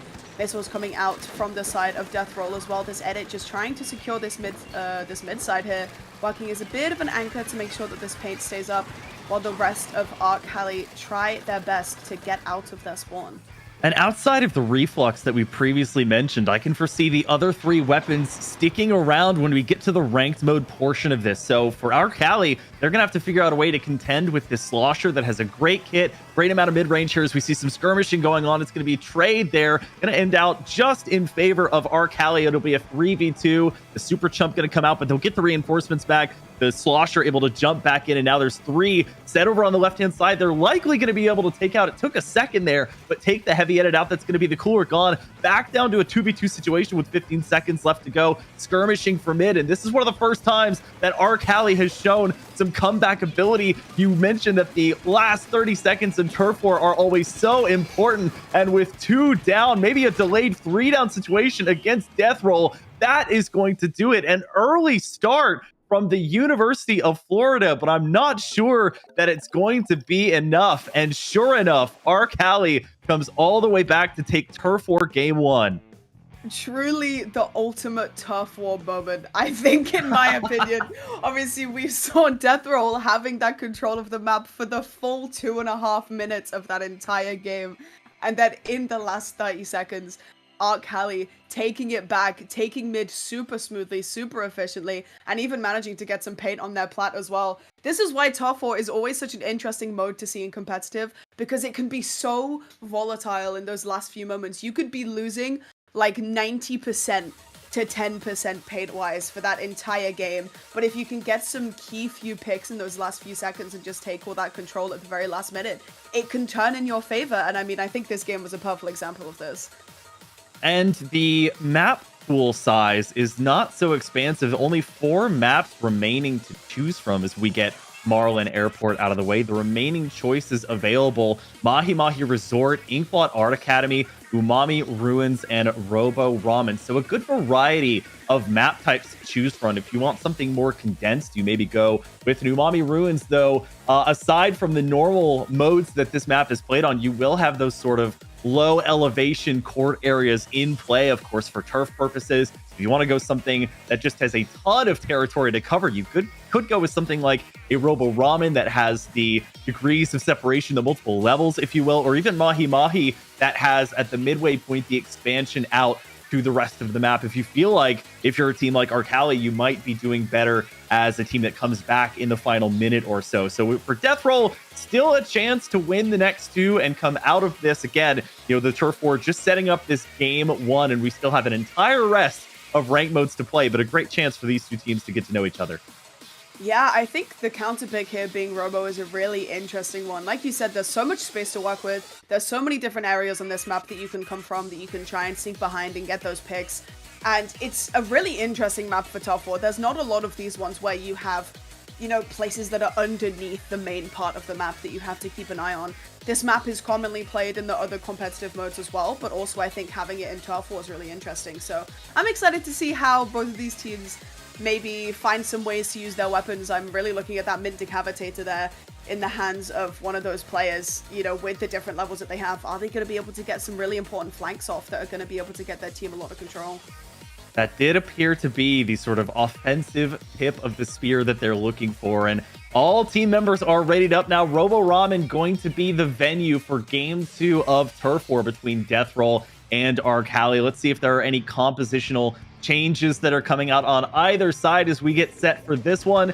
And in taking a look, the Slosher and pretty much everything from Game 1 is going to be coming back on the opposite side. We do see a Dread Ringer coming out, as well as a Zimmy to join with the regular Inzap. So we're going to have the Cooler instead of the Super Chump, rounded out, of course, by the previously mentioned Mint Decavitator. Yeah, we do actually see a Zimmy come out from the side of Death Roll, which is really interesting. Oh, sorry, the side of Arcali, the side's changed very quickly. But this is a weapon that is not seen very often, but is kind of a bit more of a niche pick. You know, having that nice paintability and also having that bubble as that special can be really important for holding control and also working as a bit of an anchor. But as we can see, Arcali, the Decapitator, going in already. April manages to get a pink but gets traded out straight away. The Slosher here on the side of Death Roll, getting those strikes out very, very quickly as they try to fight this Dreadbringer. Another interesting pick here, you know, with that Reef Slider. Good to get some quick paint and also have some aggression in there as well. And as we can see, oh, not exactly worked out in their favor, but Sam does make it out alive. Yeah, the definition, I think, especially with the Reef Slider, of a high-risk, high-reward weapon, you can put yourself in some very undesirable situations, but if you're able to hit that special, it comes out very well, as April not able to win the 1v2 there against Nia and Stubert, who are trying to carve a niche for themselves. The Zimmy is also an interesting pick as well. It's a special that does not contribute to the ink necessarily, but does give you a shielded area in which to lock down. And the middle point of this map is not large at all, as April, once again, nice 90-degree flick there to get their KO. They will be traded out quickly, however, and that's going to be 3 down in full for Arcali here. So mirroring the show of display of force from game 1 for Death Roll here, as they are locking down this map pretty succinctly. Yeah, I mean, just looking back at the weapons here, that's 2 bubbles on the side for Arcali. Like you were saying, a special that doesn't really contribute much to the ink on the actual map, but is always really good for control. And if you don't have a weapon that can easily shred that special, it's really, really effective to have. And having it on a really aggressive weapon like Decav is something that's really nice to have. But as we get into the last minute here, Death Roll, looking like a bit of a repeat of last game, have a really nice stronghold here. They just have to make sure that they don't have any really crucial deaths here. And the Reef Slider going in from the side of Arcali, not quite able to get anything. Missiles out for the side of Death Roll as well. There is Lost underneath, trying to get some paint under here, maybe trying to charge a bit of a cooler in the last few seconds. Oculus taking a fight with this Slosher. Oh, and the Dreadbringer manages to get them last 30 seconds here, and Arcali have, in fact, managed to get the control back here in the last few seconds, but a lovely 2 picks from that Slosher. The splash for the side of Death Roll also coming out through the flank side here, and with about 15 seconds remaining, are they going to be able to hold this control? Yeah, honestly, I was really concerned that they'd use that Reef Slider early and that was going to allow Death Roll a free ride, but it may still be contended. 3 down from Death Roll near the end. Arcali lost a couple as well. They do have the bubble in mid, and the jump-ins come just with a couple of seconds remaining. This one a lot closer, but I'm seeing a good bit of blue. It may come down just to how much was painted. It all looks very sporadic, and with 49% to 40%. Once again, it is going to be Arcali coming back despite the strong start from Death Roll here, and they'll take the first 2 out of 2 needed Turf War matches for an overall Game 1 win. Yeah, first point on the board for Arcali here. 2 very similar situations that we had in both of those games, except obviously the second one being a little bit closer. I really liked the way that Arcali managed to utilize those bits of the map that are underneath. We saw them going underneath, painting, getting those picks, trying to flank a little bit, especially in those last few minutes. And obviously, as we can see, it worked out in their favor. Yeah, and you look at the composition here that they swapped to, it makes sense that they were able to get a good amount of mid-range pressure. I mean, the Zimmy, obviously one of the lower range splatlings that you have available to you, but it does charge up quickly enough to where you can adapt to a lot of situations that you otherwise might be locked into or might not have your sort of largest firing mode there. And the Dreadbringer, I'm just amazed at how sort of mired in obscurity that weapon was for so long, and that eventually it kind of crept back into the meta a little bit. Folks found sort of the niche ways to make that weapon work despite the popularity of some of the other weapons in the Slosher family, namely the vanilla Slosher that's done so well consistently being piloted like that. But now that we're through the Turf War section, we get into the counter-picking section here. So it is going to come down to, can Death Roll find in these ranked modes a win early on? Of course, it feels a little bit worse than it actually is doing this Turf War format. You feel like you've lost 2 games when in reality for the set, you've only lost 1. So have to figure out where we're going to go here. I do see on the screen Flat Zones Mahi Mahi. So we'll have to see if that is what comes into play. Yeah, Zones Mahi, one of my personal favorite map modes in the game, especially in a comp setting. It's one that's obviously it has its unique gimmick of once you get your score down to 60, the map expands a bit and gives you a bit more space to work with, which is always really nice. But also just I love seeing teams utilize snipe and also trying to lock out their opponent on their plat. It can be a very snowbally map if the enemy team could really push that other team into their platform and kind of make it so that they're not able to leave. Utilizing ledges as well, you see weapons like buckets, like blasters tend to sit under there quite a lot and just kind of poke so that the enemy team can't really move. So considering the compositions that we just saw, I'm really interested to see if we're going to see any really big weapon switches, and the one I'm mainly looking at is that reflux. Yeah, that too, and the cooler weapons are always an interesting sort of choice to review. We saw one game where it was heavy edit versus heavy edit, and then we saw the swap over to the NZAP, which sort of gave you the shorter range but higher sort of fire rate output there. On a map like this one, maybe you even go for a more traditional pencil pick that gives you the range, and you do have a good amount of boxes to either hide behind or to get the higher elevation on. So let's take a look and see if the swaps come through. The heavy edit remains, at least for Oculus, and on the opposite side of things, and Awesome going to be mirroring that, but quite a few other compositional changes. The S-Blast 91, and of course, Stubert on the Dually Squelchers, and on the other side, Lost, swapping over to that signature carbon deco that they're known for, finished out by an Octo Shot on the side of Arcali. Yeah, some really nice weapon changes we see here. That S-Blast kind of leaning into what I was talking about that ledge poke if you're able to get a lockout. And I mean, already really volatile start from the side of Arcali. 3 members down already. They managed to cap the zone originally, but those 3 picks mean that the control is going back into the side of Deathroll. I'm really interested to see what these vanilla Dually Squelchers are going to be able to do in this. Obviously not a very common weapon pick that we see overall. And I'm also excited to see what this carbon can do. But as we see, a wipeout for the side of Arcali, giving them some more control and hoping to push it past that 79 point and put themselves back in the lead.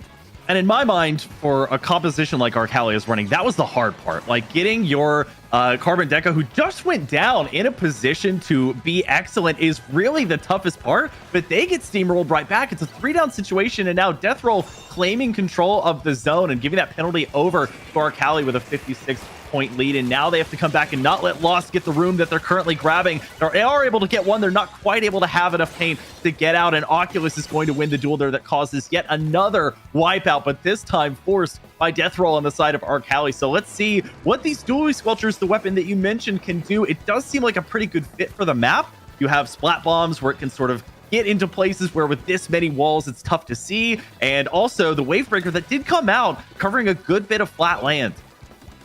Yeah, this VDS here really utilizing the use of islands as Deathroll managed to get that lead back up the edit, just trying to get some paint up, looking for that cooler for the rest of their team so that they can hopefully go and try and get in. We see this S-Blast just sitting under ledges doing the job that they should be doing on this kind of map. Bubble down for the side of Arcali though in the middle of that map, and that's our 3rd wipeout of the game already. So volatile. You know, when we get into these more competitive map modes and it's not tough or anymore, we start to really see the true nature of these teams and how they like to play. It's so much more aggressive. We can see those important weapons really shine. And for Wavebreaker out for the side of Deathroll, and Arcali have the zone back, and it's kind of looking like Deathroll are going to struggle to get this lead back, but Crab comes out for the side of Deathroll as well, as trades are coming out from both sides, but that's 3 down for the side of Deathroll. That just lends itself to how important the first pick is. With both of these teams, as we see the lead change their back to Arcali, having the propensity to take that first pick and turn it into all 3 others going down, it becomes that much more important. Into the single digits now as Arcali Lost trying to stay out of the shot there of the S-Blast, who's not able to get it and is distracted away from the zone. So no paint going toward the objective. Too little, too late as they turn around to face their demise at the end there, and continuing their success from the Turf War side of things. Arcali taking game 2 here on Mahi Mahi Splat Zones. Yeah, scoring themselves their first point, but if I do have to say so myself, it was not an easy fight. We saw how many wipeouts there were in that game. We saw how many times the lead was going back and forth between both teams. it was such an aggressive game from both sides, and it was really, really interesting seeing how they're utilizing their special weapons. Like this Carbon Roller, for example, was really able to easily get the space that they needed and get into those important chokes where they could just, even if they weren't getting kills, it was just applying pressure to multiple groups of people, and I think they utilized it really, really well here. Yeah, the Carbon is something that you really have to know when you're too far into the enemy backline and you are running out of resources. We saw the burst bomb used early there that takes up a good portion of your ink. The individual flicks from that weapon don't consume too much ink, but if you are trapped basically in enemy territory and you've already used a burst bomb to try and secure a splat, you may not have enough ink for a second one to lay at your feet in order to get out. So nice optimization there by a player who has made that weapon sort of their bread and butter. And I think as part of the change and optimization for Death Roll here, they're going to have to account for that as one of the main offensive tools and weapons that Arcali is going to bring forward. So again, it'll be another counter pick, no matter what, should be the last counter pick for Death Roll, as they will now require a reverse sweep to take this one in this best of 5 series in our quarterfinals to move on to the semis. And interested to see what they might go with. If both teams are so pendulum-like, where they're both prone to getting all 4 players, maybe a mode that's a little bit quicker in nature, something like Rainmaker, might be more suited to their taste than something like Tower Control, where you're on a set path and it's a very metered sort of style of play.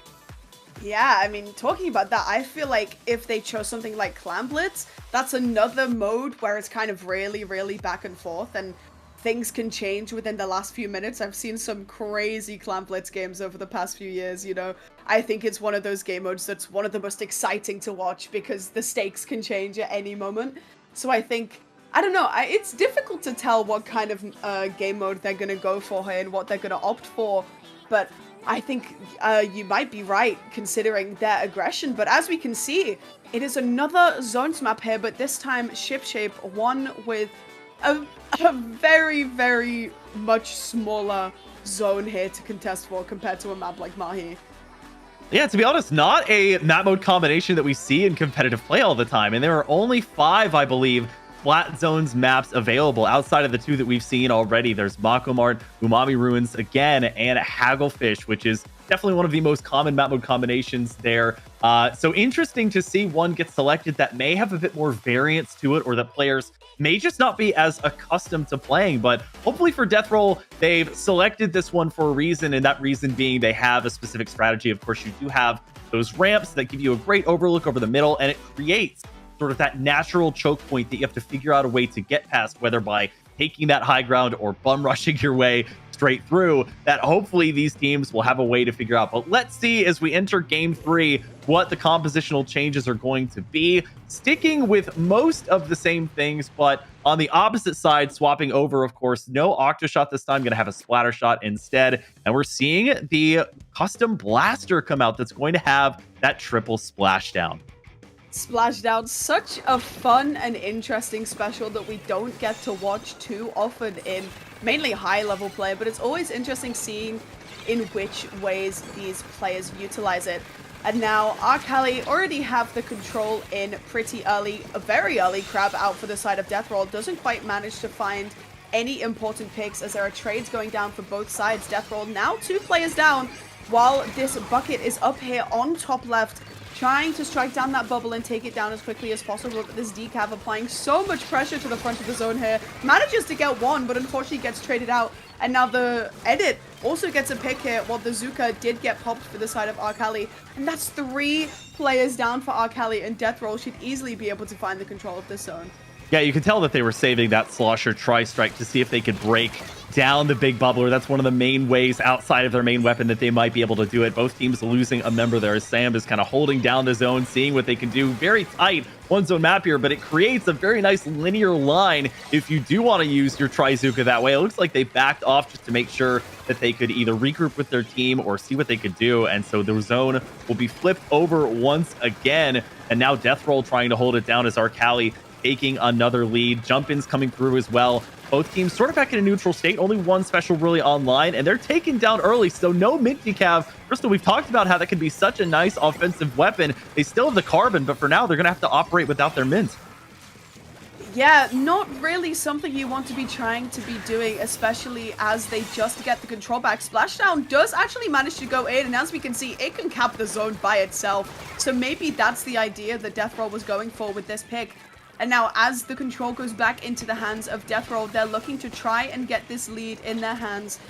This point sensor here also going to be really crucial in making sure they keep an eye on this Carbon Roller. But as we can see, the Carbon down in bottom left manages to take down the Sea Blaster as well. As Zuka comes out, just barely missing the members of Arcali and not quite able to find anything with that bubble in the middle of the zone. Arcali are going to be able to get the control back in their hands. But as soon as Death Roll striked it, they managed to take that zone back. And now Arcali, I'm kind of losing track of who's having control of zone at this point because it's so back and forth.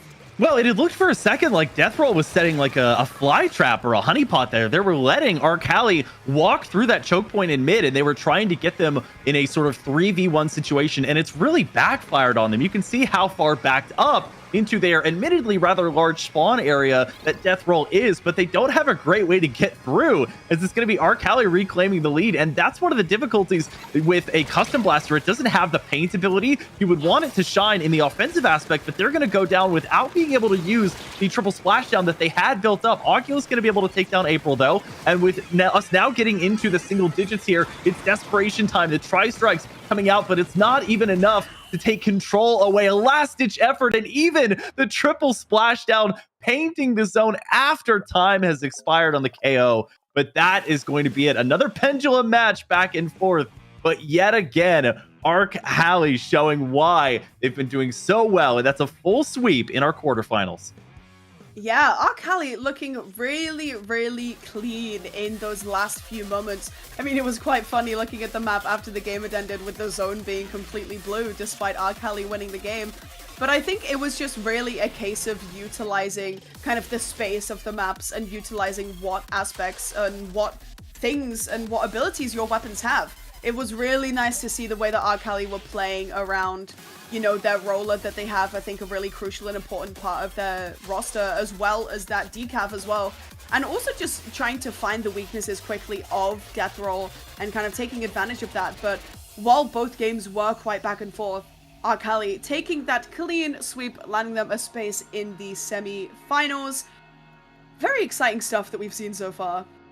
Yeah, and they're doing it with, and both teams technically were, but playing with a support weapon that also kind of has to act as your anchor. You know, your heavy edit doesn't have the greatest range in the world, but it is enough to both, once it's spun up, do a good bit of, you know, fire rate and to have a decent bit of range, but also to consistently build the tacticalers that are so important and can be the sort of critical component of your team. And I feel like their composition for Arcali so very well-rounded, because you have what feels like a definitive skirmisher and then slayer in both the splatter shot and the carbon decker respectively. So the splatter shot has just enough and is threatening just enough with that 3-shot splat potential to be able to threaten, but then can also back out and give your carbon deco the ability to sneak in when they're distracted and get some of those KOs or even get some damage off with the burst bomb. So I love that combination and cannot wait to see what they do. And this sweep is part of at least 2 others. I think the last set is confirmed not to be a sweep, but taking a quick look at the bracket here, PSU Blue taking down H-Town Rebels 3-0 in round 1, and their opponent will be Reef Runners, who was also able to dispatch of their opponent, UTK Feeders, 3-0 as well. Just waiting on one more match in the quarterfinals here of the Collegiate Crossfire 2025 Invitational, that being VCU Big Fat Sea Cows up 2-1 currently over USF Gold. So lots of decided and definitive actions and sets in the early part of this top 8. Yeah, really, really interesting stuff, seeing just how many sweeps there are, and I'm really excited to watch these semi-finals, but we will be throwing to a quick break first before we get into it, so don't go anywhere.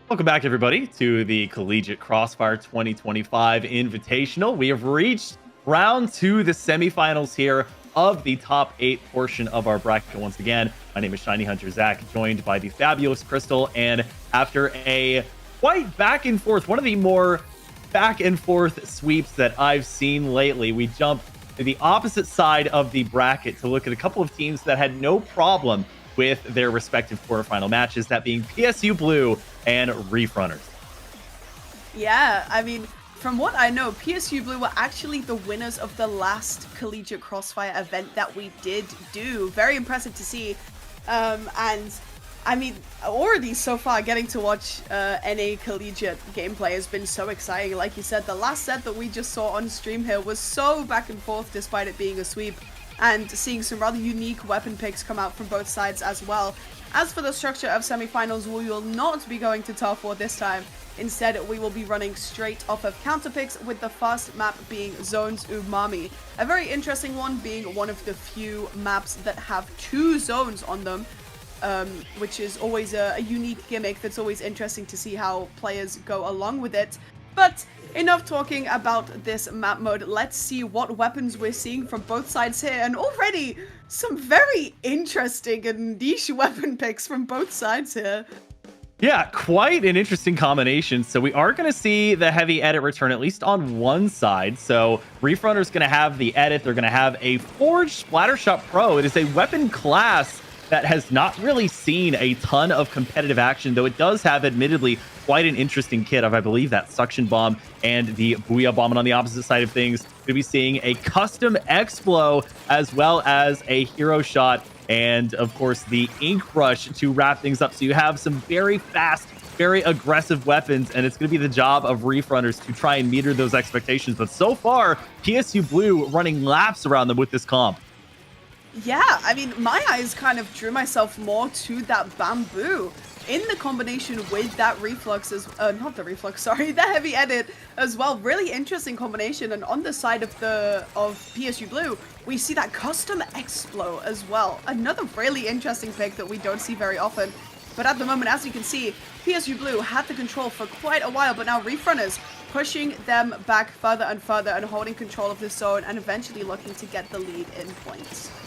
Yeah, and a lot of, I guess, levity here, a lot of importance is placed when PSU Blue is in a prime position on the custom Explo to keep their maintenance over the zone, but it flips over to the shorter range aggressive weapons when that changes. So with Reef Runners having had the zone for quite some time, PSU Blue relying on their other 3 weapons to really get back into position, and that allows Vapor on that custom Explo to get on top of that middle structure and really make it so difficult. This map does not have a lot of exit points from spawn, so they're having to use specials just to make that happen. I'm Kajo using the Booyah Bomb to try and make things happen, but pretty easily swallowed up in green ink, and now they're backed up, might have to jump out, and they will at the threat of the Trizuka laying down on them. It's going to be J13 helping to make sure those zones are locked down. The big bubbler coming out, but it's going to be swallowed quite immediately by the triple splashdown. That's why you bring it, one of the biggest offensive edges and almost panic buttons that the custom Explo provides as we get close to the single-digit mark.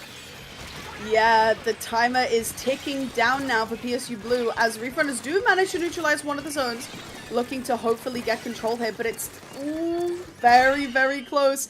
Not quite enough for Reef Runners. PSU Blue easily and quite cleanly taking that first point. One thing I was going to point out was just how suffocating that pressure of the double Zuka from the side of PSU Blue can be. You know, there's always the threat of at least one of them being online for the majority of the game. So, and I mean, there were some moments in that game where I saw both of them were being popped at the same time, but used on different sides of the map, making it very difficult for Reef Runners to be able to move in general, especially with the weapons that they have. So, very good to see PSU Blue taking that first game so quickly. And as you mentioned, that is a very strong strategy with linear maps. Granted, this one is more so diagonal than linear, but at the end of the day, as long as you're angling yourself correctly, still very easy to get those shots in the general area. And there is a pretty large blast radius where you can get sort of the half damage required if you can get that second shot out to take them out even behind a structure. So it forces them to respect whether one is being popped, or especially if both are used at the same time. As you mentioned, that offensive edge and the range that those weapons don't otherwise have. That weakness is made up for by just the raw power of the Trizuka. And now with PSU Blue up 1-0 in the set, we get to our first counter pick. Of course, we saw last time flat zones be the mode. This time it's going to be Clam Blitz, and it's on a very familiar Clam Blitz map in Museum to Alfonsino. Yeah, we were talking about this during last set, but Clam Blitz, one of those game modes that's always really exciting to watch. It can be so volatile and so aggressive, incredibly back and forth, probably one of the most crazy game modes that we have in this game, being like that we're able to see. It's just such an interesting one to see how different teams play it. You can either go for the more kind of slow and defensive approach, or you can just go so aggressive constantly on their plat. It's going to be really interesting, I think, especially with the weapons that we've seen from both teams here. I think, especially on a map like Museum, that custom Explo is going to be really, really dangerous, able to pick off a lot of mid just from their plat because of how much range they have. And it's going to be really, really cool to see how they can take advantage of that. But let's get into this game and see what weapons are being picked. A Dreadringer and a custom Elita being equipped from the side of Reef Runners, whereas PSU Blue opting for the same thing that they ran last game. Elita, especially a custom one, not something that we see very often.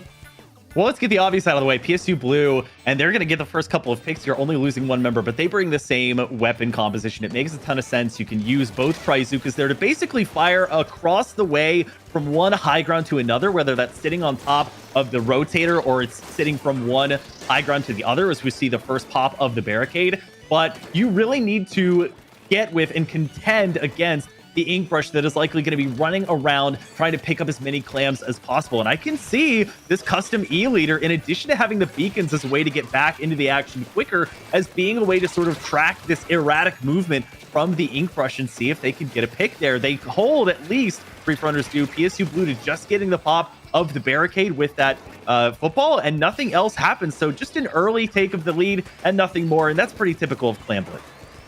Yeah, obviously when you get for that first push, your main goal is usually to get that nice 60 to put you in a nice lead, but even just having that 80 is always nice to just have a feeling of a bit of security here for the first few minutes of the game.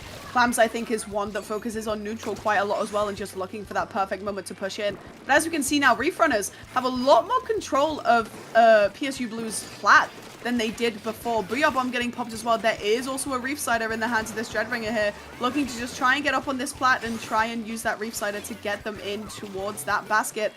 But this custom Explo really taking the use of their range to their advantage and just taking out a lot of space from the hands of Reef Runners.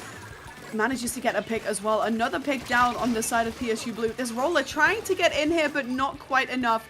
This custom Explo just has so much range and can be so annoying to deal with, especially with that AoE damage that they have on the landing. And this Lita with this fast Zuka out as well. And this Whale, this Lita just can't move. Yeah, and they can't set up either. All the range in the world does not matter if you don't have a great vantage point, as Vapor's going to take a leisurely walk, and not only that, but get set up in a high ground position. And this one, they're going to follow up. It is not just going to be the power clam there. They will lose everyone but Vapor. They get the pick as well, so they're still alive. Gets past the halfway mark, down to 46, and they'll even save their life and the progress towards their special, jumping back to their team. So an incredibly successful push from PSU Blue that, as you mentioned, all started by not only layering those specials in, but forcing the longest range weapons, namely the custom E-leader and even the Forge, back out of position. And even now, starting disengagement, getting the pick on the custom E-leader first. Yeah, Reef Runners really tried to, after they got those important kills on PSU Blue, really should have tried to look for that control in mid, but was just kind of stalled by something else. I'm not quite sure what, but they weren't quite able to get the control that they wanted, especially because all the members of PSU Blue were dead and had in fact jumped out.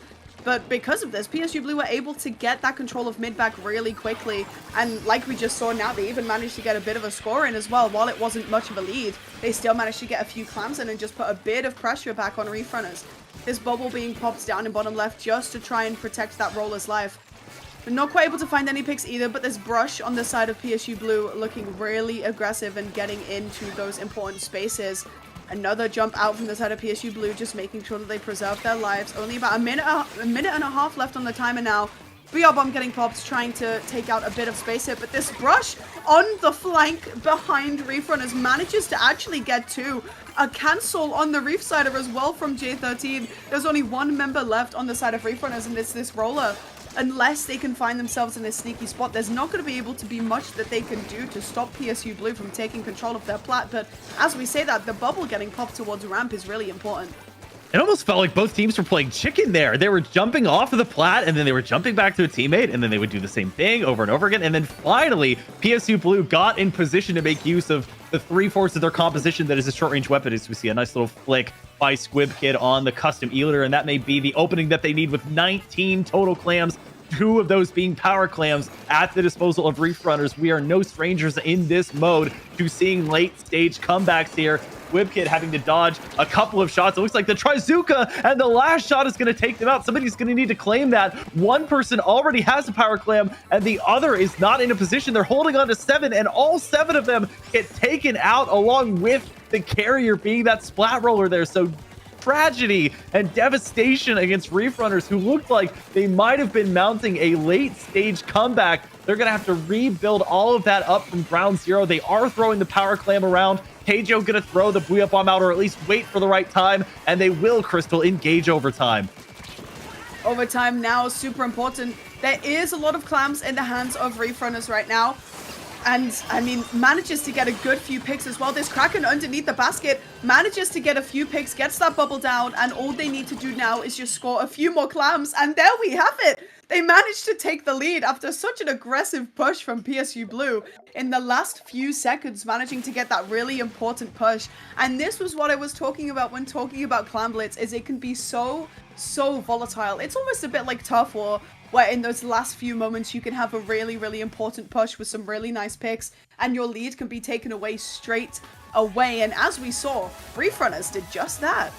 Boy, I was not sold on the fact that they were going to come back from that. It looked like they were putting all of their eggs into that basket around the 30-second mark when they had 19 clams and were able to still come back. You could see they were just making sure they weren't marking themselves by holding on to the power clam for too long, and it gets them into overtime. Clam Blitz with a relatively forgiving overtime as long as you have the right conditions. And for Reef Runners, able to finally make use of that composition, outranging and having the specials necessary, including that Kraken Royale that you mentioned there, and the perfectly placed big bubbler right in front of the barricade there, where they're able to also jump in if they need to get right back into the action. Thankfully had just enough clams right as PSU Blue was jumping down from spawn and trying to re-engage. And that'll be a game over to Reef Runners, so no sweep here. And that gives PSU Blue their first chance to counterpick, and they will be going to Shipshape Cargo Co.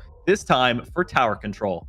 TC Shipshape. I mean, this is a map mode that, I mean, the UK community at least has seen a lot of in our scene. Such an iconic map, I think, as well. There's been so many different plays that have been made on this map. And obviously we saw Shipshape on zones last set, but this is the game mode that we typically see for this map, tower control. This one is another one that could be very snowbally. I've seen some very quick games on this map. I've seen some quite slow games on this map. It's all very dependent on how the teams kind of blend into each other and how they pick up on what the enemy team is doing. And I think it's just such a strong map mode that we have in the competitive map pool. And I'm really excited to see how both of these teams play, especially considering both of their compositions are not very typical ones that we see a lot. And it really feels like this map mode in particular tests the two teams' placement around the map. So the actual path of the tower on this map follows a relatively simple path. It doesn't really take that many elevation changes, and it's relatively straightforward and well laid out, but you have to and can make use of the ramp, for example, at the start, and these other high ground areas that are on the outskirts, the outside of the map. And especially if we see these longer range weapons, if we see some sort of charger come back out, if we continue to see the Slosher and the Dreadringer, for example, or the custom Explo come out for either of these teams, those are going to be the ones to watch. Now, obviously, you're going to need your difference makers that are willing to skirmish right up against the tower. And of course, for PSU Blue, maybe that's why they're picking this map mode combination. 3 out of their 4 team members are not afraid to be right on top of the tower if they're needing to contest it or get it back. But for both of these teams, it is really going to be a testament to how do they allocate themselves? Do they set themselves up in pairs? Do they try and take the right 1v1s, create odd man situations? And do they use the elevations around the tower path to make it work for them? Or do we see just a complete haberdashery, just a ink bath, blood bath, if you will, around the tower? We'll have to see as we get into game number 3.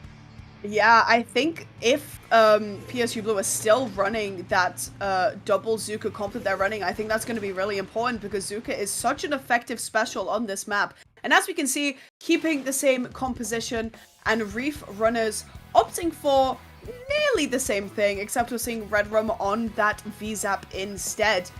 This is gonna look so important for PSU Blue here. It's going to be very, very interesting to see how they're going to take advantage of this composition. Obviously, there is always a bit of strength in keeping the same composition every game, but also having to kind of adapt to what Reef Runners are changing is also going to be interesting to watch, as we are seeing 3 members down on the side of PSU Blue as well. Yeah, all of the short-ranged weapons on the side of PSU Blue taken down. You could see the Ink Brush was trying to hold down just this one of these uninkable walls and seeing if they could maybe get a stray Splat Bomb kill, but it's not going to happen as we now see Reef Runners get to the first of just 2 main checkpoints here before the end. They're going to get through checkpoint 1. Squib Kid going to help secure that and stay alive by using the Kraken Royale, but a nice shot there by the Trizuka is going to help thin their numbers. It's a 2v2 now, and already Squib Kid is on the run. They don't have any great sightlines to really portray. Sliding through the grates there and setting back up is Reef Runners as Keijo getting closer and closer to that Booyah Bomb, but back now to more of a neutral state. We saw a great splat there. I think that might have been a double with one horizontal flick of that splat roller, and right after that, multiple specials coming out. If they can survive, yet another push is incoming for Reef Runners. Yeah, Booyah Bomb also going to be a really important special for the side of Reef Runners here. Something that's really good at clearing out those positions like top left and top right, and is really nice also for Street as well, just trying to clear it out, especially if you're in those last few points of a push. The Kraken Royale here, making sure that nothing gets on top of this tower, is going to be a really nice special for securing that control of that tower. As you can see, the Elita goes down straight away. And now another Booyah Bomb coming out for the side of Reef Runners, looking to just take control as they've already pushed it to 49 2 minutes into this game. PSU Blue only have 4 points on their side, and now as we're getting it into this last checkpoint here, Reef Runners are going to look to try and maybe start a game-ending push. Well, I wanted to talk about one of the advantages of the custom Explo as compared to the custom E-Leader, but the E-Leader is doing great work. As compared to the Explo, they have to be in the fight at some points to contest the tower with the Kraken Royale, and they're layering every special in the book to make sure that it happens. You can see even how far back the Kraken Royale was pushed back by some shots from PSU Blue, and it did not matter one bit. They still had the big bubbler, they still had the Booyah Bomb, and that helps to secure a very emphatic victory for the Reef Runners there. Great job in locking down what was PSU Blue's counter pick, and they have pushed them to the brink after this Game 3 match. Yeah, I mean, I think the ending of that game was kind of really crucial in showing what kind of things you can do on this map with the specials that you have. We saw, obviously, the wipeout get, Reef Runners getting the wipeout at the very end of that game. And then we did, in fact, we saw that Kraken getting popped. We saw the bubble on the tower. We saw the Booyah Bomb, like I was talking about, getting popped at the very end of Street, kind of almost on the tower, getting so many picks at the end of that game, just securing Reef Runners that final push and that victory. And I think overall, very, very clean from the side of Reef Runners. It wasn't as back and forth or as volatile as it was last game, where we thought the PSU Blue were having that lead for the entire game. But this time, Reef Runners just managed to take the game away very cleanly. Yeah, and they do so by not even bothering as much with Vapor on that custom Explo. They didn't really have any opportunities to, because one of the things is when they would go 3 down, or if they would sense any sign of danger, Vapor would be jumping out almost instantly. So there's no chance to take them down. They are, however, able to really heavily contend against those short-range weapons, and that might be a paradise for this next map mode combination. Another classic in combination with Clam Blitz. It's going to be Scorch Gorge for game number 4. This one, so interesting because you have just this roundabout, almost this merry-go-round in mid trying to secure control, but then it's just a short walk up a short hill to get to that barricade to take the lead. Another game of Clam Blitz here for both of these teams, and we saw how it went last time, so I think PSU Blue probably chose it because they're trying to think, okay, let's not let what happened on Museum happen again. We need to make sure that we have our defenses a bit more secure. We had a nice lead throughout the entire game, but we just have to make sure they can't get that final push at the very end. And I think it's a very secure choice for PSU Blue. We saw in that previous game that they're able to play Clams pretty well. It's just those very final moments they just have to kind of build up their defenses a bit better, and hopefully they won't let Reef Runners through. But also, if you're on the side of Reef Runners, you're going to see this and you're going to be like, okay, we did what we did on Museum. Worst case scenario, we can maybe do it again. But also, they're now on series point. It's all to play for here. PSU Blue, at the risk of, you know, losing this set and not making it into grands. It's just going to be high tensions for both sides here, I think.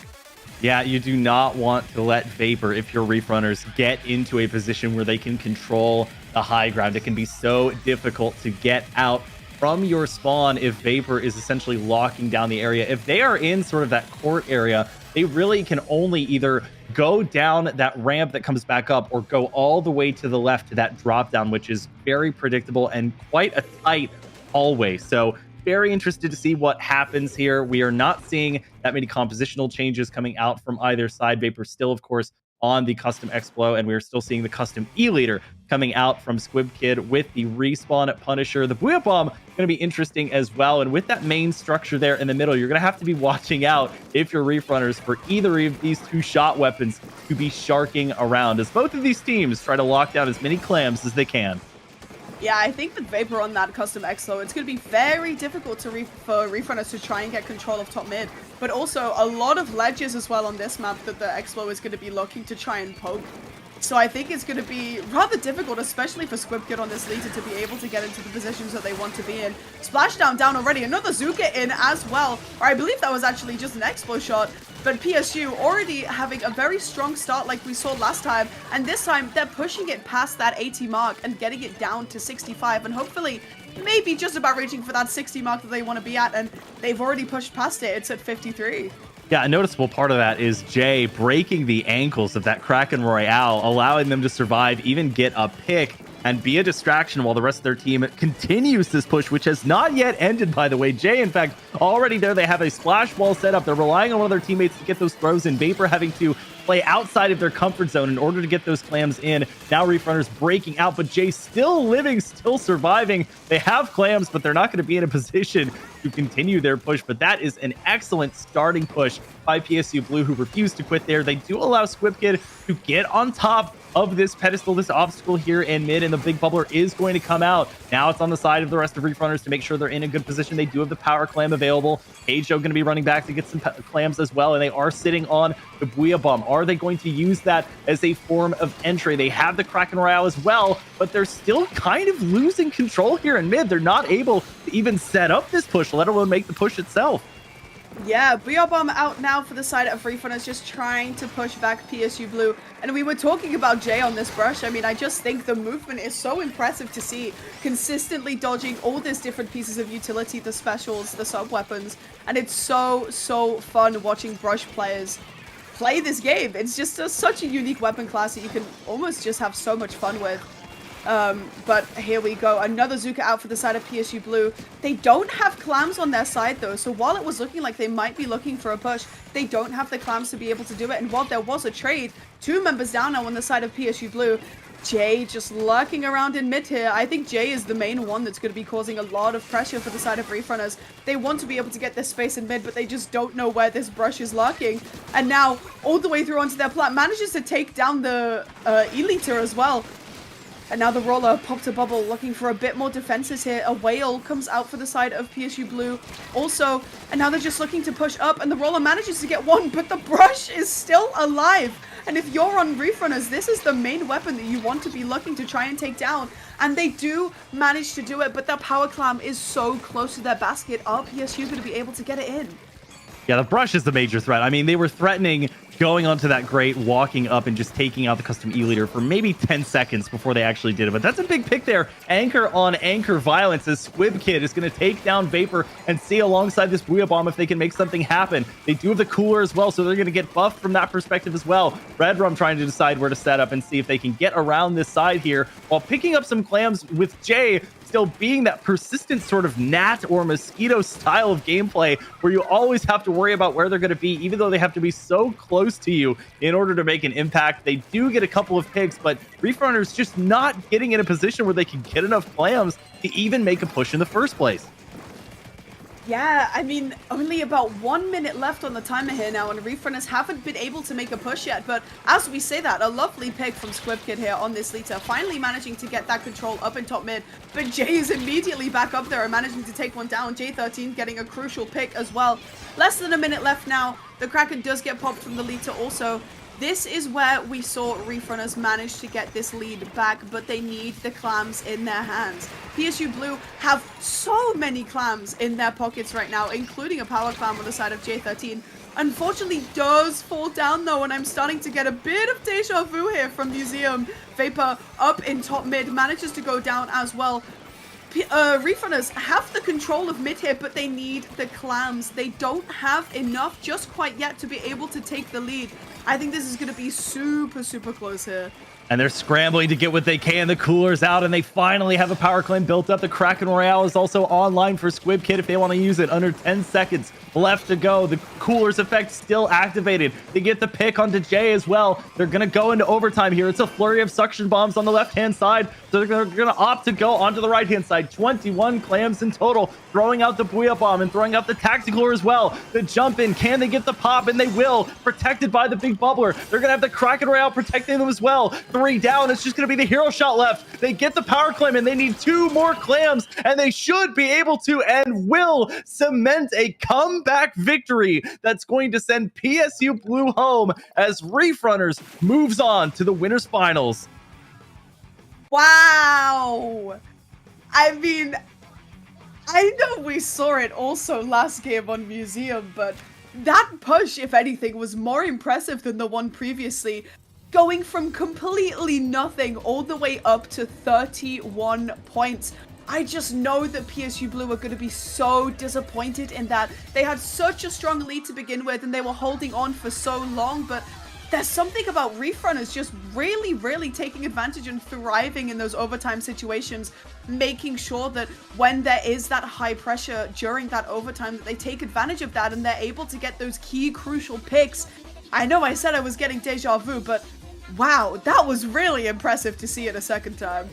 There are social media accounts that say, you know, X thing that predicts unfortunate events, and they provide a screenshot of like a team having an obscene lead or a lead with a lot of time left, and then eventually the other team is able to come back and make that victory. And if I ran one of those accounts for Splatoon or for CCA, I would definitely screenshot PSU Blue having maybe only 41 clams left to go with just under 4 minutes left, or even 32 clams left to go with just under 3 minutes left. It just seems so improbable that Reef Runners would be able to come back from a lead of that nature, but it is sort of their MO to never say die at that point. And they did a great job of holding out and making sure that all of the conditions, they had the right specials online, they had the right amount of clams online, and they layered them in perfectly. Booyah Bomb into the big bubbler, into the jump in with the Kraken Royale, and throwing that power claim in to make sure that it was basically an impregnable defense there. So great job from Reef Runners. They will move on to our finals here, and a fantastic tournament from PSU Blue, who does come away with a either 3rd or 4th place finish. There will be a 3rd place match. We are still, I believe, waiting on the winner from our other set. That, as a reminder, is VCU. Big Fat Sea Cows currently up 1-0 on our Cali. So we'll have to wait for just a minute before we get your next match. So don't go anywhere. We will be back. We're going to take a quick break, but we'll be back with more Collegiate Crossfire 2025 Invitational in just a moment.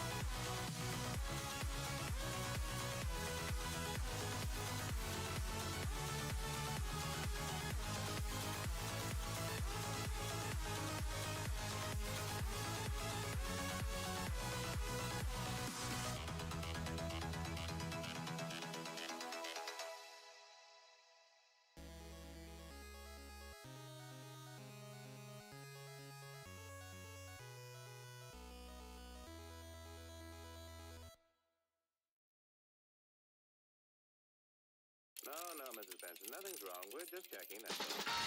By the time I was standing on the floor of the truck, I walked through and I bought my feet out, only to find the wall blocking my view.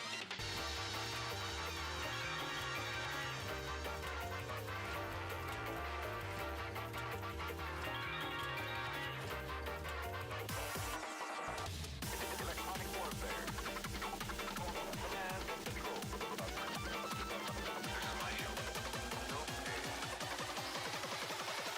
Extreme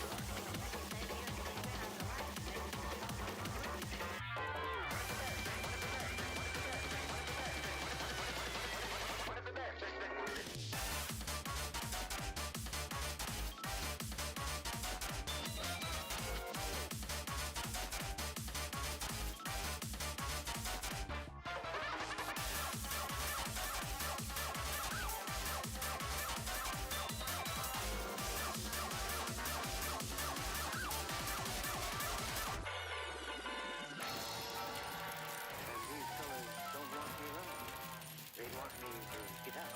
Is that what you want, folks? I'll go. Right now.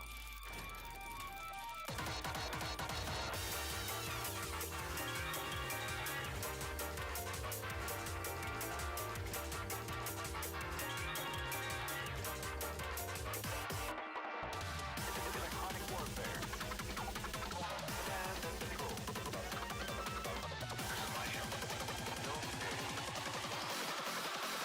Extreme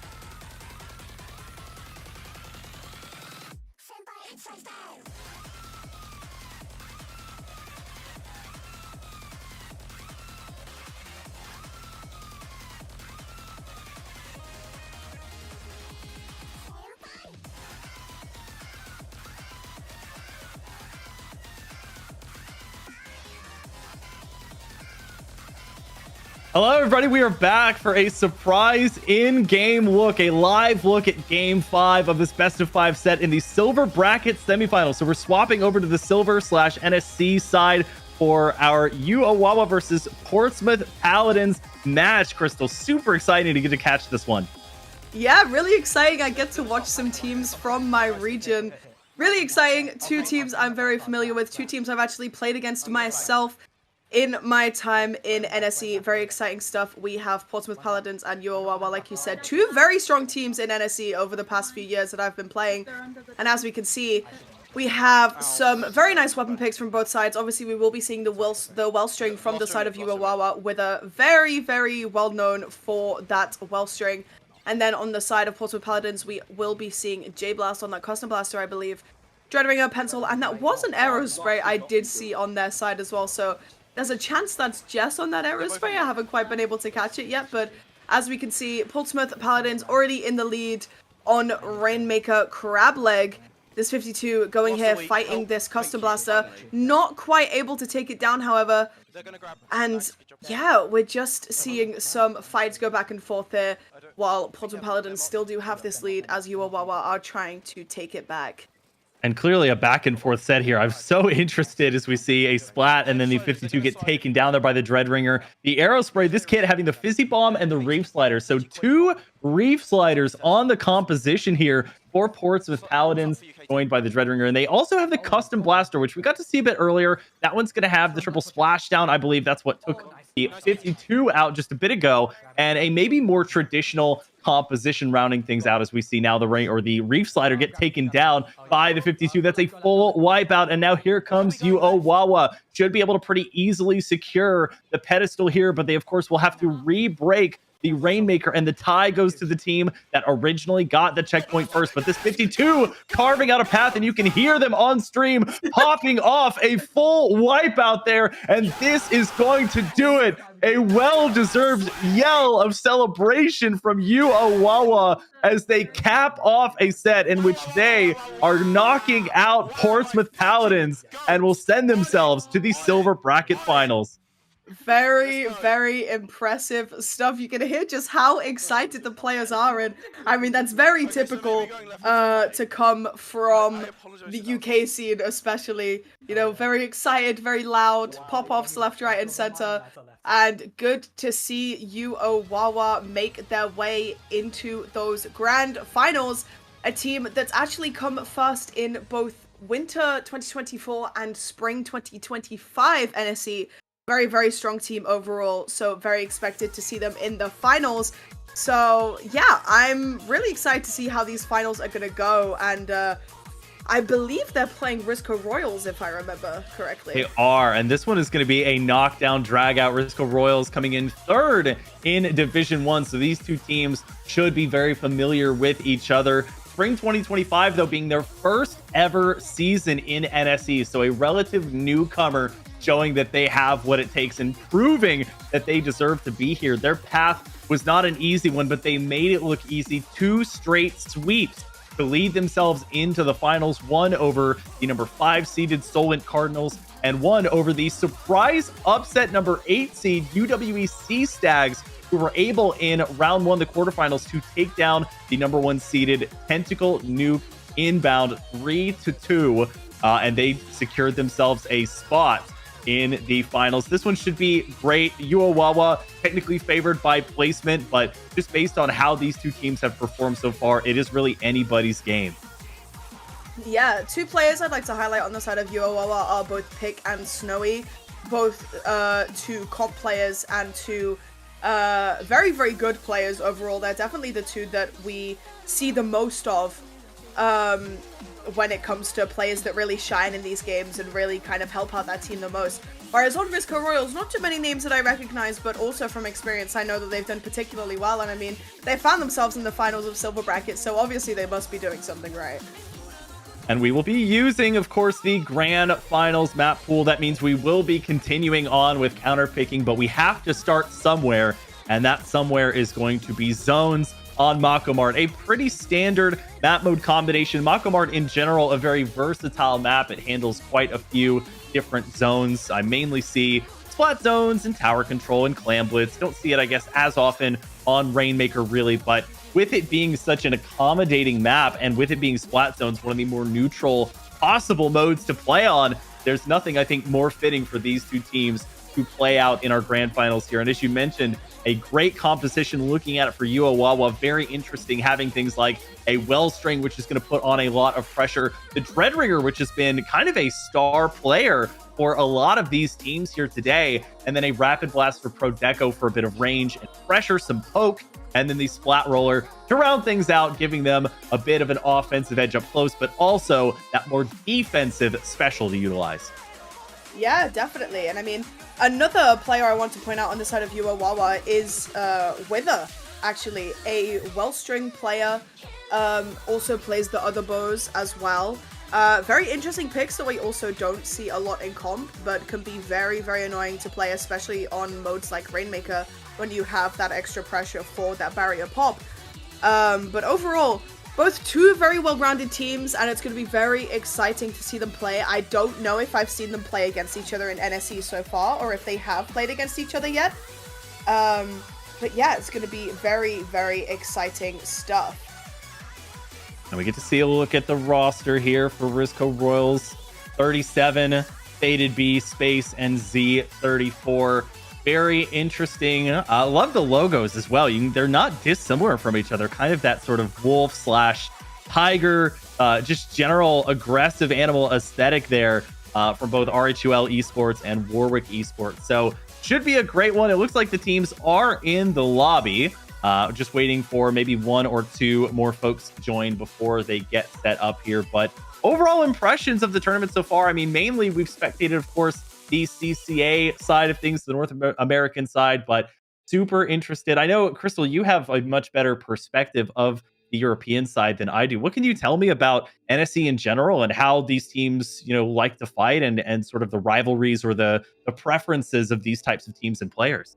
NSE is always so interesting to watch because you have that nice balance of competitive players and players that are maybe more casual or haven't really played competitive as much. And it's always really cool seeing how those competitive players kind of shape those new players to be able to play how they want them to in these games. And you can get some really unexpected teams that do really well, like Risco Royals, for example.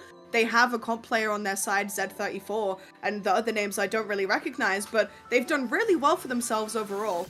And Uawawa also having those two very strong comp players being Pick and, I don't remember their name, but that's okay. It was those two comp players on the side of Uawawa, and Pick and Snowy is who it was. Thank you.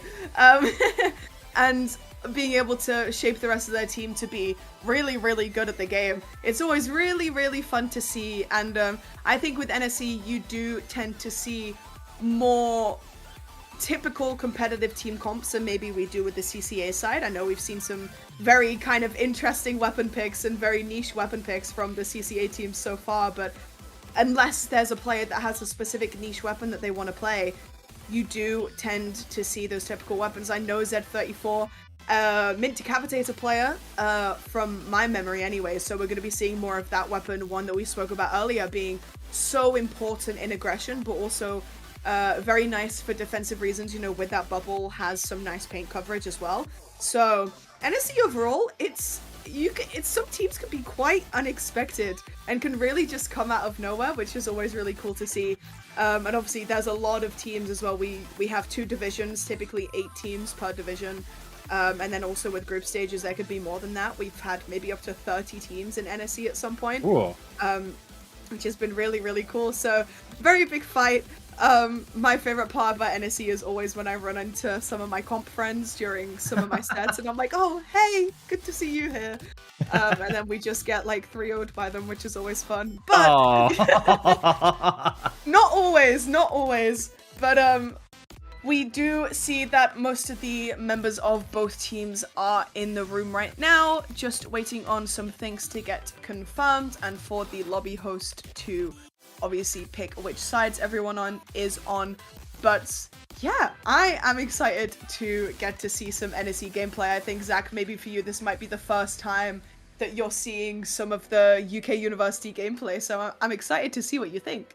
Yeah, definitely on the NSE side. I'm curious, you talked about the marriage between the players that are on consistent teams already and the ones that are either more so just on the pickup or weekly side. And of course, we got to see the stream with Yuawawa having a very hype comeback. Are most teams in NFC, do they have that same level of compete and even, energy being, brimming sort of over the top? Or are there any teams that that are more sort of metered or calm or just kind of omnipresent with their gameplay as opposed to sort of riding the emotional wave? I think obviously in the UK community, emotions are kind of quite high overall. Splatoon kind of is that kind of game, but one team in particular that was a part of this tournament is Tentacle Nuke Inkbound, coming from the University of Manchester. I know that player Jason, who is a comp player, used to be in +3. They do have a 5-man roster, so Jason tends to be more of a guide and kind of a bit more of a coach. I know he's kind of taught his team to play a bit more level-headed. Obviously, you can feel those emotions, but don't let it completely influence your gameplay and just play a bit more calmly and collectively. But unfortunately, they did get eliminated in this tournament, so who knows? Maybe high emotions is how you want to be playing this game, considering the two teams that we have in finals. Well, we're not going to have long to wait anymore. We're getting set with game 1 of the finals of the silver bracket between two NSC powerhouses, Yuawawa and, of course, Rizco Royals. Taking a look at the compositions, a GooTuber is going to be coming out from 37. I was looking out for things like splooshes and aerosprays. Was not expecting a GooTuber to come out today. No, me neither, honestly. I mean, Rizco Royals is the team I'm most unfamiliar with out of the two, so I wasn't really too sure what they were going to be playing. And I mean, a wipeout from Yuawawa already. Nice control coming out from out the bat, and here is Katie, I think also known as Wither, right on that well string like we expected. A really crucial weapon for getting some long range pressure. Always really nice to have. Just high damage and a nice pick from them already as well. 60 points down already for the side of Yuawawa. Whale coming out as well. Cooler being popped in this corner. This GooTuber not quite able to get into the positions that they want to be in. Z34 on this decavitator like I predicted. Very strong player overall, known in the comp scene. And just looking to get some pressure here. Not quite able to find anything just yet, though, as Rizco Royals do manage to get the pressure and the control back in their favor, as Z34 just keeps getting those picks. Yeah, it took a lot. I think it just took the right setup for the Minty Cav to, of course, easier said than done to get into the back line. Nice snipe there from 37 as well on the GooTuber, and you have to be kind of ready for anything. And you mentioned the well string. It's one of the things, the playstyle of that weapon is what I like about sloshers too, just at an extended range where you can get shots over walls or obstacles. And if you can get that initial shot on them, even if it does not take them out immediately, they're usually stuck in ink and can't really make much use of it. Faded going to use the Reef Slider there to take control of the zone, but it's taken away immediately by a combination of paint with the Big Bubbler and the Ultra Stamp also coming out. So Yuawawa preserving their lead. They're also going to try and use the Rapid Blaster Pro Deco to block things down. Katie helping them out in that regard. So they're going to be chewing through their penalty rather quickly, but a little bit of back and forth here. It was an eerie start for Rizco Royals. It took them a bit to get their footing and also trading out Reef Sliders as well. Now much more entangled in a back and forth game. Yeah, bubbles down on the zone now from Z34. Very nice as GooTuber able to just kind of sit in here for a little bit and try and get some pressure from further away. As Rizco Royals do have this zone back in their control. A neutral coming out from Yuawawa, but not quite able to hold it for just long enough. Another Reef Slider coming out. I feel like we've seen at least 10 of these so far in this game already. A hammer coming out as well as a whale. Yuawawa just popping every single special under the sun to be able to get this zone back in their favor. And now as their timer ticks down slowly but surely, missiles are going to come out from Rizco Royals, just looking to get a bit extra paint. Unfortunately, one does go down to that torpedo inside of that bubble, and it's looking like Rizco Royals want the control of the zone back in their favor. Yeah, that was a really standard place for the roller to set up, and they even had the big bubbler basically signaling where they were. So you kind of know to either avoid that area or to just chip the bubble down, and then the roller is a little bit out of position if they're not able to get away. And so Briscoe Royals able to lock things down once again. You can see 37 playing pretty aggressively with a weapon class that does not oftentimes like to play aggressive. It takes a lot of patience and also hanging on to that shot in order to be able to make great use of it. But they're going to need to get control of this zone here quickly. Risco Royals now claiming the lead. They even throw the Ultra Stamp in desperation. It's not enough. They are able to stop briefly and now give a penalty over to Risco Royals at the 30 mark. But with a minute and a half left to go, less than even. Now Uawawa having to see if they can hold things down. Yet another Reef Slider coming through. It's not going to take anybody out, but it will mitigate the entirety of that big bubbler. So special for special, they send Uawawa for the most part back away. Even the late Reef Slider not going to do too much. So for now, Risco Royals hold strong. One thing I'd like to mention about this rapid pick is that it is a weapon that we are seeing, at least in the UK community and a bit more at the EU scene, is a weapon that's becoming more and more popular amongst players. Just some nice poke from far away, and the whale is always helpful to have for that extra added pressure. So it's always really fun seeing it whenever it is played. And now Uawawa just looking to try and get some important picks to see if they're going to be able to get the zone back in their favor. There is a Reef Slider in the hands of that Dreadringer just looking for it. But now, as more and more time ticks down, it's not going to be enough, and Risco Royals do end up taking that first point.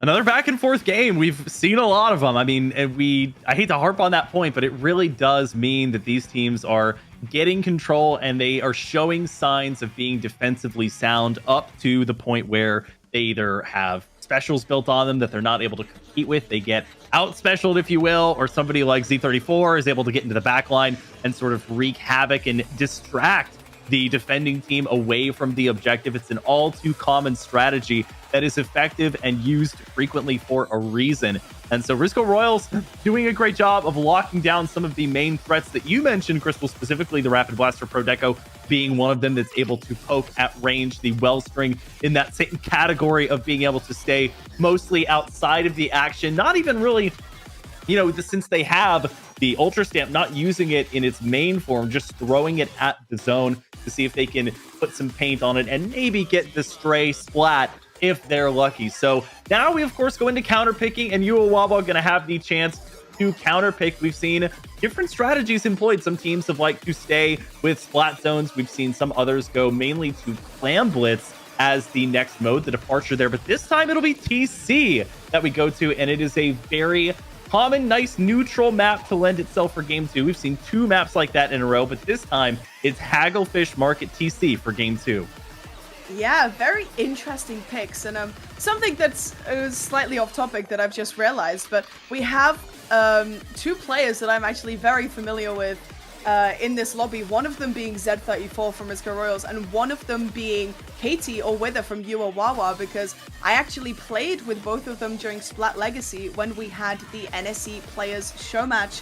When the 3 of us were playing with Jason, they did a thing where they took 8 players, all from NSE, all from different teams, and mixed them all up, and we had a little show match, exhibition match, and I ended up with Z34, Wither, and Jason, and we ended up winning. Cool. So very cool having some teammates here in this final. So 2 players, obviously, I'm very familiar with, but TC Haggle is not always the map mode that you see on this map, but this is a map where most of the game modes are quite versatile, and you can kind of play most of them. Zones is probably the most favored one, but TC can also be very interesting. The thing I'm going to be looking out for is the pressure that Rapid is going to be having on top right or top left, whatever you want to call it. If they're pushing, it'll be top right.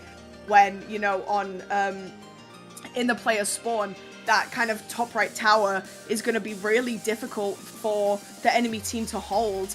If that Rapid is just there poking it underneath, if the tower is near that checkpoint, for example, I think that's going to be a really crucial place that they're going to have to play. But also, having left and right is going to be really important as well, because flanks from there all the time can cause some really important picks to happen, and that can be kind of what changes a game sometimes. As you sort of mentioned, it's almost like with the tower path on this map, it's like laying out the red carpet to get right under that drop down that you're talking about. It's a very thin hallway coming from the spawn side, but for the tower riders, you're basically following a straight path right up against it. So it gives the defending time both high ground and a lot of time to prepare, so they can either leverage a special or two if they need to. They can use longer range weapons to kind of dissuade you from riding the tower, or make you have to sort of go up the ramp and see if you can fight still at a height disadvantage from somewhere else and then get back on the tower. So tough choices need to be made before you pass that mark and then go actually toward that ramp and into the more open and central part of the tower path that's in that sort of courtyard or spawn area. So it definitely is one of the tougher parts to circumvent. Of course, with there being a checkpoint, once you pass that checkpoint, you don't have to worry about it anymore, and it's smooth sailing as long as you can keep somebody on the tower. But still very needed to make sure that you have a sound strategy there. And both teams, I think, leveraging some mid to long range weapons that are going to be scary,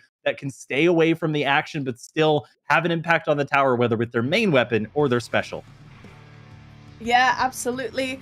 So let's have a look to see what weapons these teams will be favoring. We are seeing the same composition come out from Risco Royals, and I believe the same composition come out from the side of Uawawa as well. So nothing quite different right now. Reef sliders on the side of both teams. That Wellstring, I think, is going to be very important for the side of Uawawa. You know, if they're just going to be standing on top of Gazebo the whole time, it's a lot of pressure that they're going to have from that range. And the Gutuber here opting to play more towards mid to just kind of maybe push the enemy team back a little bit further. The Dreadringer, though, coming out on that flank already, manages to get a pick, but unfortunately does get traded out. Reef Slider coming out from the side of Uawawa, not quite able to find anything, as I believe that Gutuber got a really nice pick as well. And now we're just seeing this Dreadringer try and find a pathway that they can take that'll maybe give them a bit of an advantage. Z34 opting to go for a flank here. Didn't actually pick up Cooler beforehand. Pops Bubble just to be safe as well, while this Gutuber is getting pressured by Kildy on this Dreadringer. Yeah, Z34 just doing Z34 things. And you mentioned one of the main points that immediately caught my eye, which is I'm looking at these specials, and the missile seems to be a very important one for tower control especially. So I wondered maybe if the Gutuber was going to stray a little bit more toward the painting path and making sure that they had those missiles consistently, but no, they took the offensive immediately. You can even see them there trying to target Katie, and Katie immediately turned around, did a 180 and popped the hammer, taking the Gutuber out. That's going to help provide a defense here, a delayed 3-down situation forced against the Risco Royals, and that'll give, in theory, Uawawa their first real chance to push the tower. They did get a very minute 2-point push at some point, but they do lose their roller early, so they're not going to have the big bubbler. The Killer Whale's going to come out. It targets multiple different members of Risco Royals, so nothing too strong there. They aren't able to get at least 4 or even all 6 of those shots onto one target, so it doesn't really give them much value. It just targets where the enemy team is generally located. Kildy setting up with the Reef Slider there, and they're going to get the splat. And now Risco Royals going 3 down. Everybody except the Gutuber, but with a couple of splats on the board, the Gutuber might be all that you need. And despite that, they'll have to finally respect the disparity in numbers as Uawawa makes their first real push here. Yeah, I just want to point out, Kildy on this Dreadringer has been so good in this game so far, managing to take down that Gutuber every time it's been on one of the side flanks. And also, this Rapid Pro Deco is looking really nice as well. Obviously, getting those picks underneath Gazebo, maybe even on top of Gazebo if that Wellstring, or sorry, if the Gutuber is there, if anyone's standing on top. It's just really nice to see. Now Kildy, yet again, on this Dreadringer, popped that Reef Slider, not quite able to find anything. Risco Royals have pushed it to 57. Uawawa not too far behind on 63, just need to break through that checkpoint and get a little further to be able to take the lead. But now Tower back in middle, looking like we're playing a bit of a neutral again. Another Reef Slider in the hands of these teams. Hammer gets thrown out by the Wellstring as well, but unfortunately gets taken down by that Dringer straight away. Pick looking to just get some pressure underneath Gazebo with the AoE of the weapon that they have in their hands. Faded on this Dreadring as well, does manage to get a pick. Missiles have come out for the side of Risco Royals as well. Z34 in this top right. Unfortunately, does go down to that roller though. Oh, and not quite able to get the pick, but 37 on this Gutuber manages to get so many important picks and even manages to push the tower all the way through to the second checkpoint, sorry, and even gets it to halfway. Yeah, that second checkpoint is just, in my opinion, as interesting as that sort of first one, because you go from being at a height disadvantage to having equal height and basically being face to face with each other. So it really does mean if you're under that unequal tarp when you're defending, that you have to be careful of anything that has a really high fire rate and short range that can just pop you immediately, or something with one shot splat potential. If you're on the offensive side, you might even be able to get up on top of there, as we see a 3-down situation against Risco Royals, and now Uawawa trying to get back to the first checkpoint, which they were not able to successfully take the first time. And now, with nice defense there by the roller, hanging out under the big bubbler, as we do finally see Uawawa not only extending their best push, but also getting past that first checkpoint. And with the way this map is laid out, they'll be at the second one in just an instant. Z34 trying to flank around, but they're getting beset upon, even expending the nice shot there, and of course the reef slider to get the wipeout. And that is the lead for Uawawa. Second checkpoint cleared after such a long game of fighting already. Just looking for that perfect opportunity to get an important push. 3 members down on the side for Uawawa, however, and Risco Royals managed to get a wipeout in response. Looking to try and take this tower back and see if they can push back in response and take the lead back in their hands.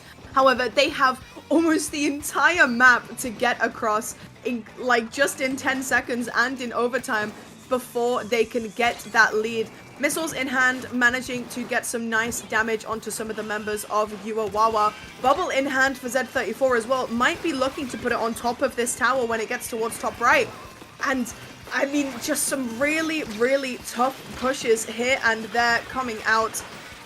Nice pressure onto the top right side. Bubble does get popped on top of the tower. Reef Slider unfortunately does take them down, and that's a wipeout onto Risco Royals from Uawawa. And after an entire fight of what seems like they were on the back foot, they managed to take it back, take the lead in the last few seconds, and take game 1. Yeah, neither team really extreme until that last sort of minute, maybe minute 15, where we saw 3 wipeouts in a very short span. So just trading blows back and forth. I think desperation and having the time clock sort of getting to them, really having an effect later on. More metered gameplay in the early stages. I'm impressed by what the GooTuber was able to do, but also some of the value that we saw later. The Reef Slider coming up with a couple of clutch splats. They are both, in fact, employing the Dread Ringer there that can make use of that. Of course, we've seen this Mid-Decavitator kind of flanking around as their modus operandi, trying to see if they can get a pick or just be a distraction there in the background. And we haven't even really talked too much about this NZAP here, which is providing the cooler as well as putting a good amount of paint under the feet there of Risco Royals. So nice job in general of both of these teams kind of taking this one to overtime. Very back and forth. That's what I love about maps like Hagglefish, where you're playing so evenly. You have so many chances to excel.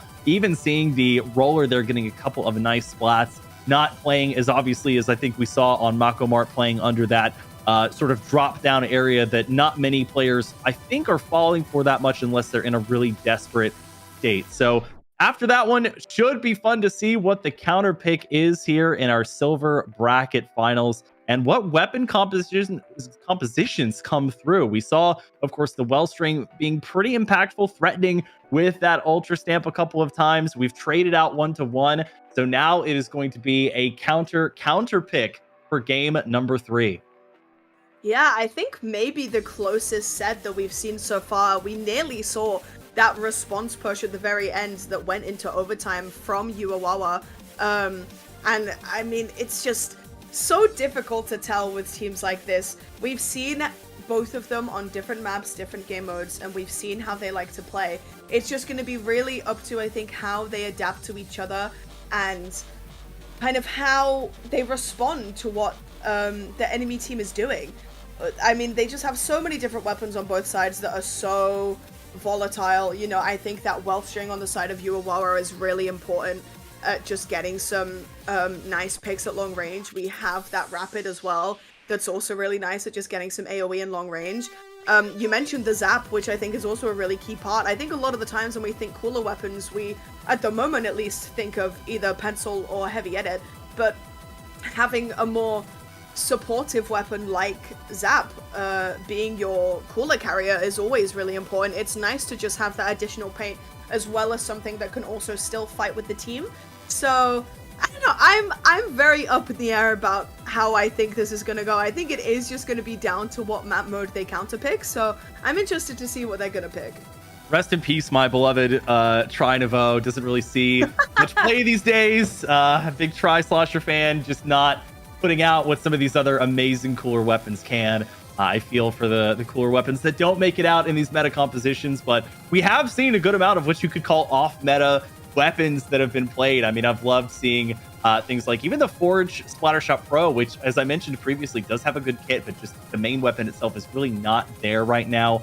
And then some of the other ones coming through, we've seen the Custom Blaster a couple of times. I'm wondering if we'll see that on any modes here, if any of these players play that. I know in this match specifically, the blaster that's been favored is that Rapid Pro Deco, which is better off for really poking and is going to have, of course, a very unique kit, a very anti-inking kit, if you will, of the Angle Shooter and the Killer Whale. So it provides that offensive pressure. And in speaking about blasters, it's only fitting that we stay with tower control as our mode, and it would not be a higher level Splatoon tournament if we did not have Inkblot TC as one of our map mode combinations. Inkblot TC. Wow. I think most, if not all, Splatoon players can say that they have had some interesting experiences with this map mode, whether it's getting completely locked out in your plat for the entire game and you just get 0 to 100, or some really intense push at the very end that makes you win the game. I feel like very magical things can happen on this map mode. It's a very interesting one that I like to see a lot, because there are just so many different things that you can do on this map. Obviously, having that big block in the middle of the map makes it a bit more difficult for you to kind of take a lot of space in mid, unless you're kind of on top of it. But let's see how both of these teams do on TC Inkblot. Same thing coming out for the side of Risco Royals, and as I expected, same thing coming out from Yuo Wawa. TC Inkblot 1-1 in the lower finals. Let's see how both of these teams do on the opening.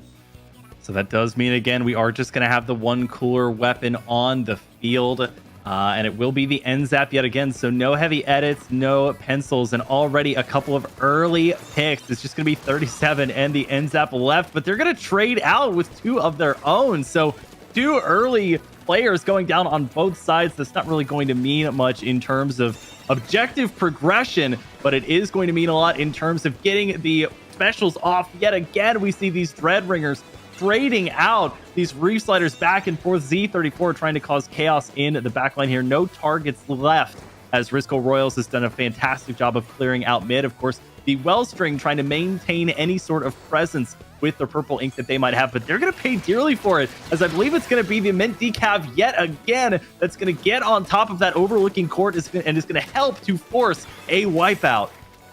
It's always so funny watching the overhead camera when these two Dreadringers are trading out the Reef Sliders, because you just see one after another, and you see that multiple times in each game as well. But now Risco Royals have control of this tower.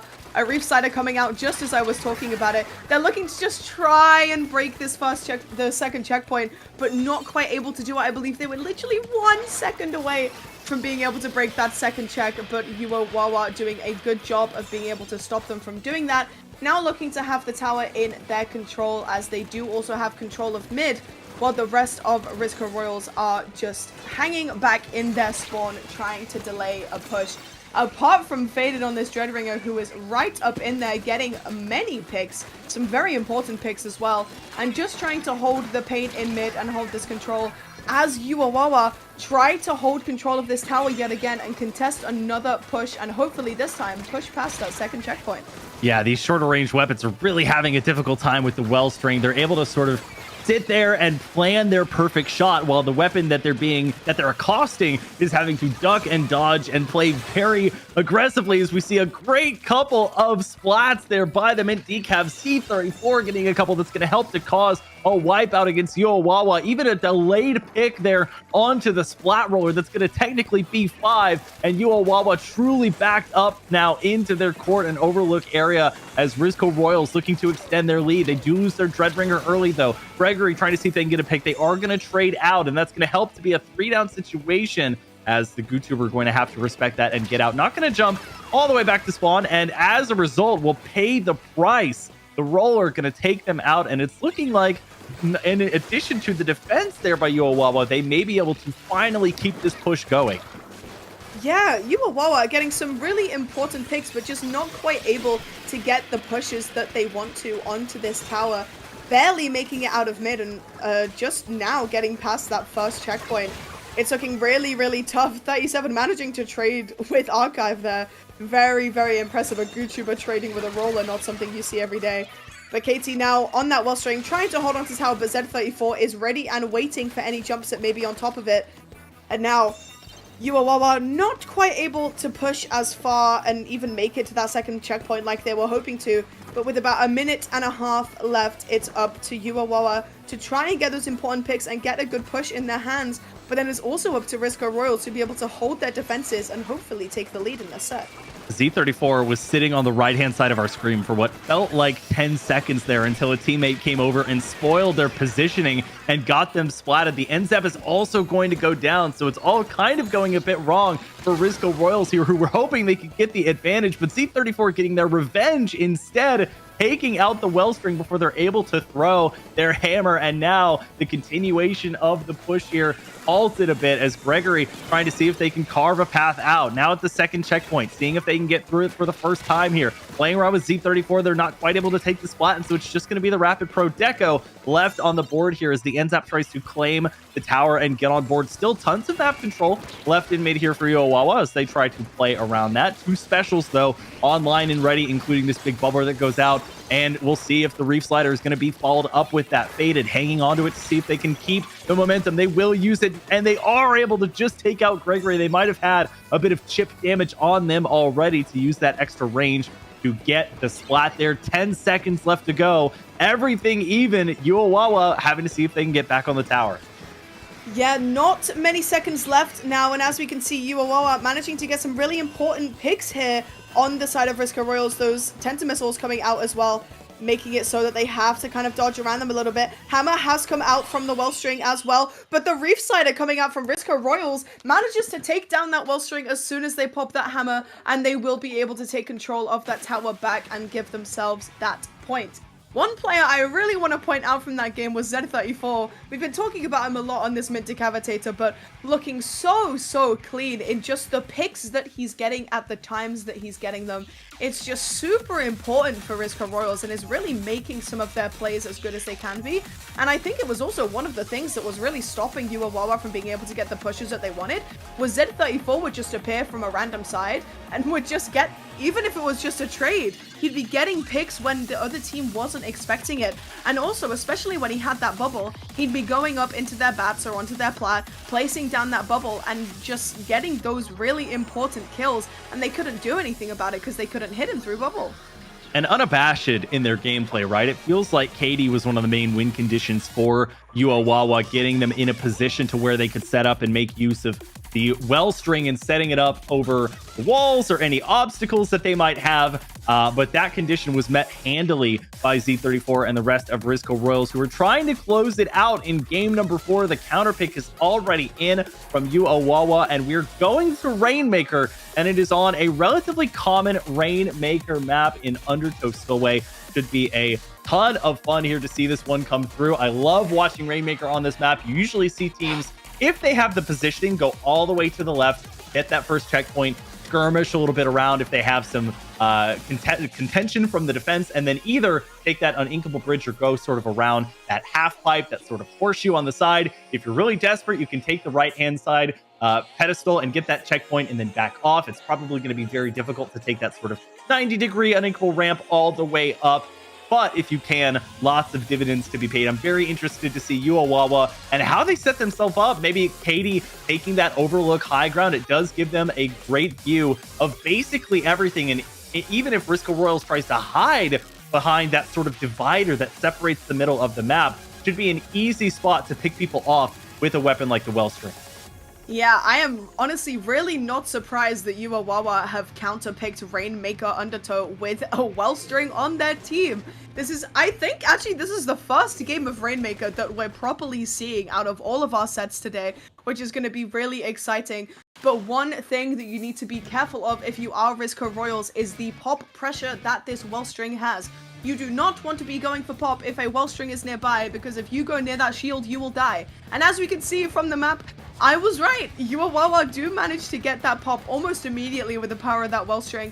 And Risco Royals are kind of forced to back up almost immediately once that shield gets popped. But now, a bit more neutral game here. A pick already going down for the side of Uawawa, but a trade coming straight back. It's looking like a very aggressive game already, I think. Yeah, it's a 1-2 punch or combo, if you will, for the Wellstring for the Rainmaker, because you can either use the main weapon or you can use the main firing mode of the hammer, and instead of throwing it, you can get a ton of progress on the shield. Z34 bouncing around. They are going to have to respect a couple of shots that came out from what looked like the Rapid Blaster Pro Deco there, as the NZAP staying well back, and it will be the GooTuber who is looking like the designated Rainmaker carrier. Gregory actually walking back into the Rainmaker shot. That's going to basically allow a path forward that Z34 is helping to carve. That's going to be a nice, pretty easy early checkpoint here for Risco Royals, and they're doing exactly as stated, checking for anybody that might be on the defense, pick being one of them, but they are not in a position to do anything other than get the assist on that splat. Yeah, really, really impressive push from the side of Risco Royals already, just immediately popping that checkpoint almost straight away. But now Uawawa just looking for a desperate attempt to try and get this Rainmaker out of this choke, because if Risco Royals do manage to get the pop again, it can be quite easy for them to get a nice lead here. Z34 does in fact jump back to one of their teammates, I believe, tries to pop the bubble and look for a pick there, but unfortunately gets shot down by two of the members of Uawawa. And now a nice little fight in mid. Reach Slider does in fact get popped. Hammer gets popped as well. Bubble's been popped. All three specials from the side of Uawawa have been used. And I mean, your prediction might be right, looking like they're going to go for this right side just to get some easy points on the board. But then hopefully they look to take this Rainmaker left side as soon as they pick it back up, or maybe just run it forward a tiny bit to put themselves in the lead. Yeah, shout out to Faded there. Basically, one-man show on the defense. If they had allowed even one member of Uawawa to pick that up like they did just there, it would be the lead, basically, since both teams just got that first checkpoint. And now, up to 50 is Uawawa. I don't know if this is a permanent path, and it will be, as they sneak it right from under three members of Risco Royals, and they make them pay for it. 17 extra points in their pocket. It's now a 33 for the lead, and they may still be trying to skirmish here. I had liked their decision originally to pick up the Rainmaker and not let it reset. That led to them getting that first checkpoint in the first place, and they are refusing to let their pushes die. Whereas for Risco Royals, I think a little bit more paced in their gameplay. They were just sort of hanging around, seeing if there was a really, really good opportunity to pick up that Rainmaker. Sometimes it's easier to just send it, and as a result, Uawawa claiming the lead. Yeah, it's almost like blink and you'll miss it with these two teams. Just everyone is so back and forth. Things are just happening so quickly. And now as Risco Royals look to try and get that lead back in their hands, an important pick from the flank does in fact come out and stops their push straight away. But obviously, Rainmaker still in their possession in an area of the map that is inked in their color. It's looking like as long as it doesn't reset, they should be able to pick it back up, and they do. They just need to be careful of Archive on that roller, and they in fact do take them down. 59 points now, looking like they want to try and take this lead, but Gregory managing to get a pick, and Katie on that Wellstring able to pick off that Rainmaker from far away. But Z34 now back on the flank, looking to maybe help take down this Rainmaker and hopefully get an extra push. And they do get a pick onto Archive, but unfortunately the Rainmaker did get reset after it got thrown off of the map. So it is going to be a fight back in mid here to see if Risco Royals can take the lead back in their hands. They are only 7 points away from being able to take this lead, and with less than a minute left, it's going to be a tough fight. They're not going to rush things, though. They are going to survive the throw of the hammer. Faded, going to see if they can get anybody, but not surviving. They are going to take the lead. It's going to be the GooTuber player 37, and the dunk to end it. Nice slam dunk in the perfectly placed big bubbler right in front of the pedestal to shield them from any incoming fire. And that is going to not only cement the set, but cement the silver bracket victory here. Very well done by the Reef Runners here. Great job on this victory, and such a back and forth. The Risco Royals, rather, doing such a good job of getting this 3-1, and Uawawa putting up a great fight in general, but Risco doing such a fantastic job of playing their game, and they had a game plan to shut down mainly things like the Wellstring. They had the Dread versus Dread. They had the Splat Roller, who didn't get to do too terribly much other than set up in their favor. And then, of course, at the last fight there, I noticed the Rapid Pro Deco sitting under that horseshoe. Very interesting position for a Rapid Pro Deco to set up. You don't really get great vantage points from there. I'm not sure if they had to drop down to take the fight with 37, who did end up being the Rainmaker carrier for Risco Royals. But they, I think in that fight, were able to get the splat with the Killer Whale. So it was not all for naught, but you definitely want to be in a position where you can use that excellent range and that high ground wherever possible. So for Risco Royals, such an excellent job there of fighting and working hard to get the silver bracket victory in this battle of the NSE teams. Yeah, managing to take down the reigning champions of Div 1 NSE as well. Very impressive stuff, especially from a team that has not appeared in NSE previously, already making a statement within this community. And I mean, I feel like all of the sets we've seen so far have been so similar where, yes, the score may be in the favor of one other team, but every single game has been so back and forth and has been just kind of so fun and interesting to watch. Because I don't know, it's just the teams just, I think the skill levels are very, very similar. And it's just been so exciting to watch all of the teams fight each other and see who is coming out on top. And yeah, it's been overall really exciting to watch. But that was our last match that we were streaming for CCA Collegiate Clash. So we will just end things off here. I just want to say thank you for everyone for having me. It's good to be back. This is my second time casting this event. Thank you to Zach as well for being such a lovely co-commentator. And if you want to find me on any social medias, my blue sky is on screen and my Twitch is crystal_. So yeah, thank you. Yeah, thank you all very much, of course, for attending. This has been another presentation. Great invitational here. Congratulations once again to Risco Royals on their victory in the silver bracket. Thank you so much for attending the Collegiate Crossfire 2025 Invitational. And until next time, we will see you all later.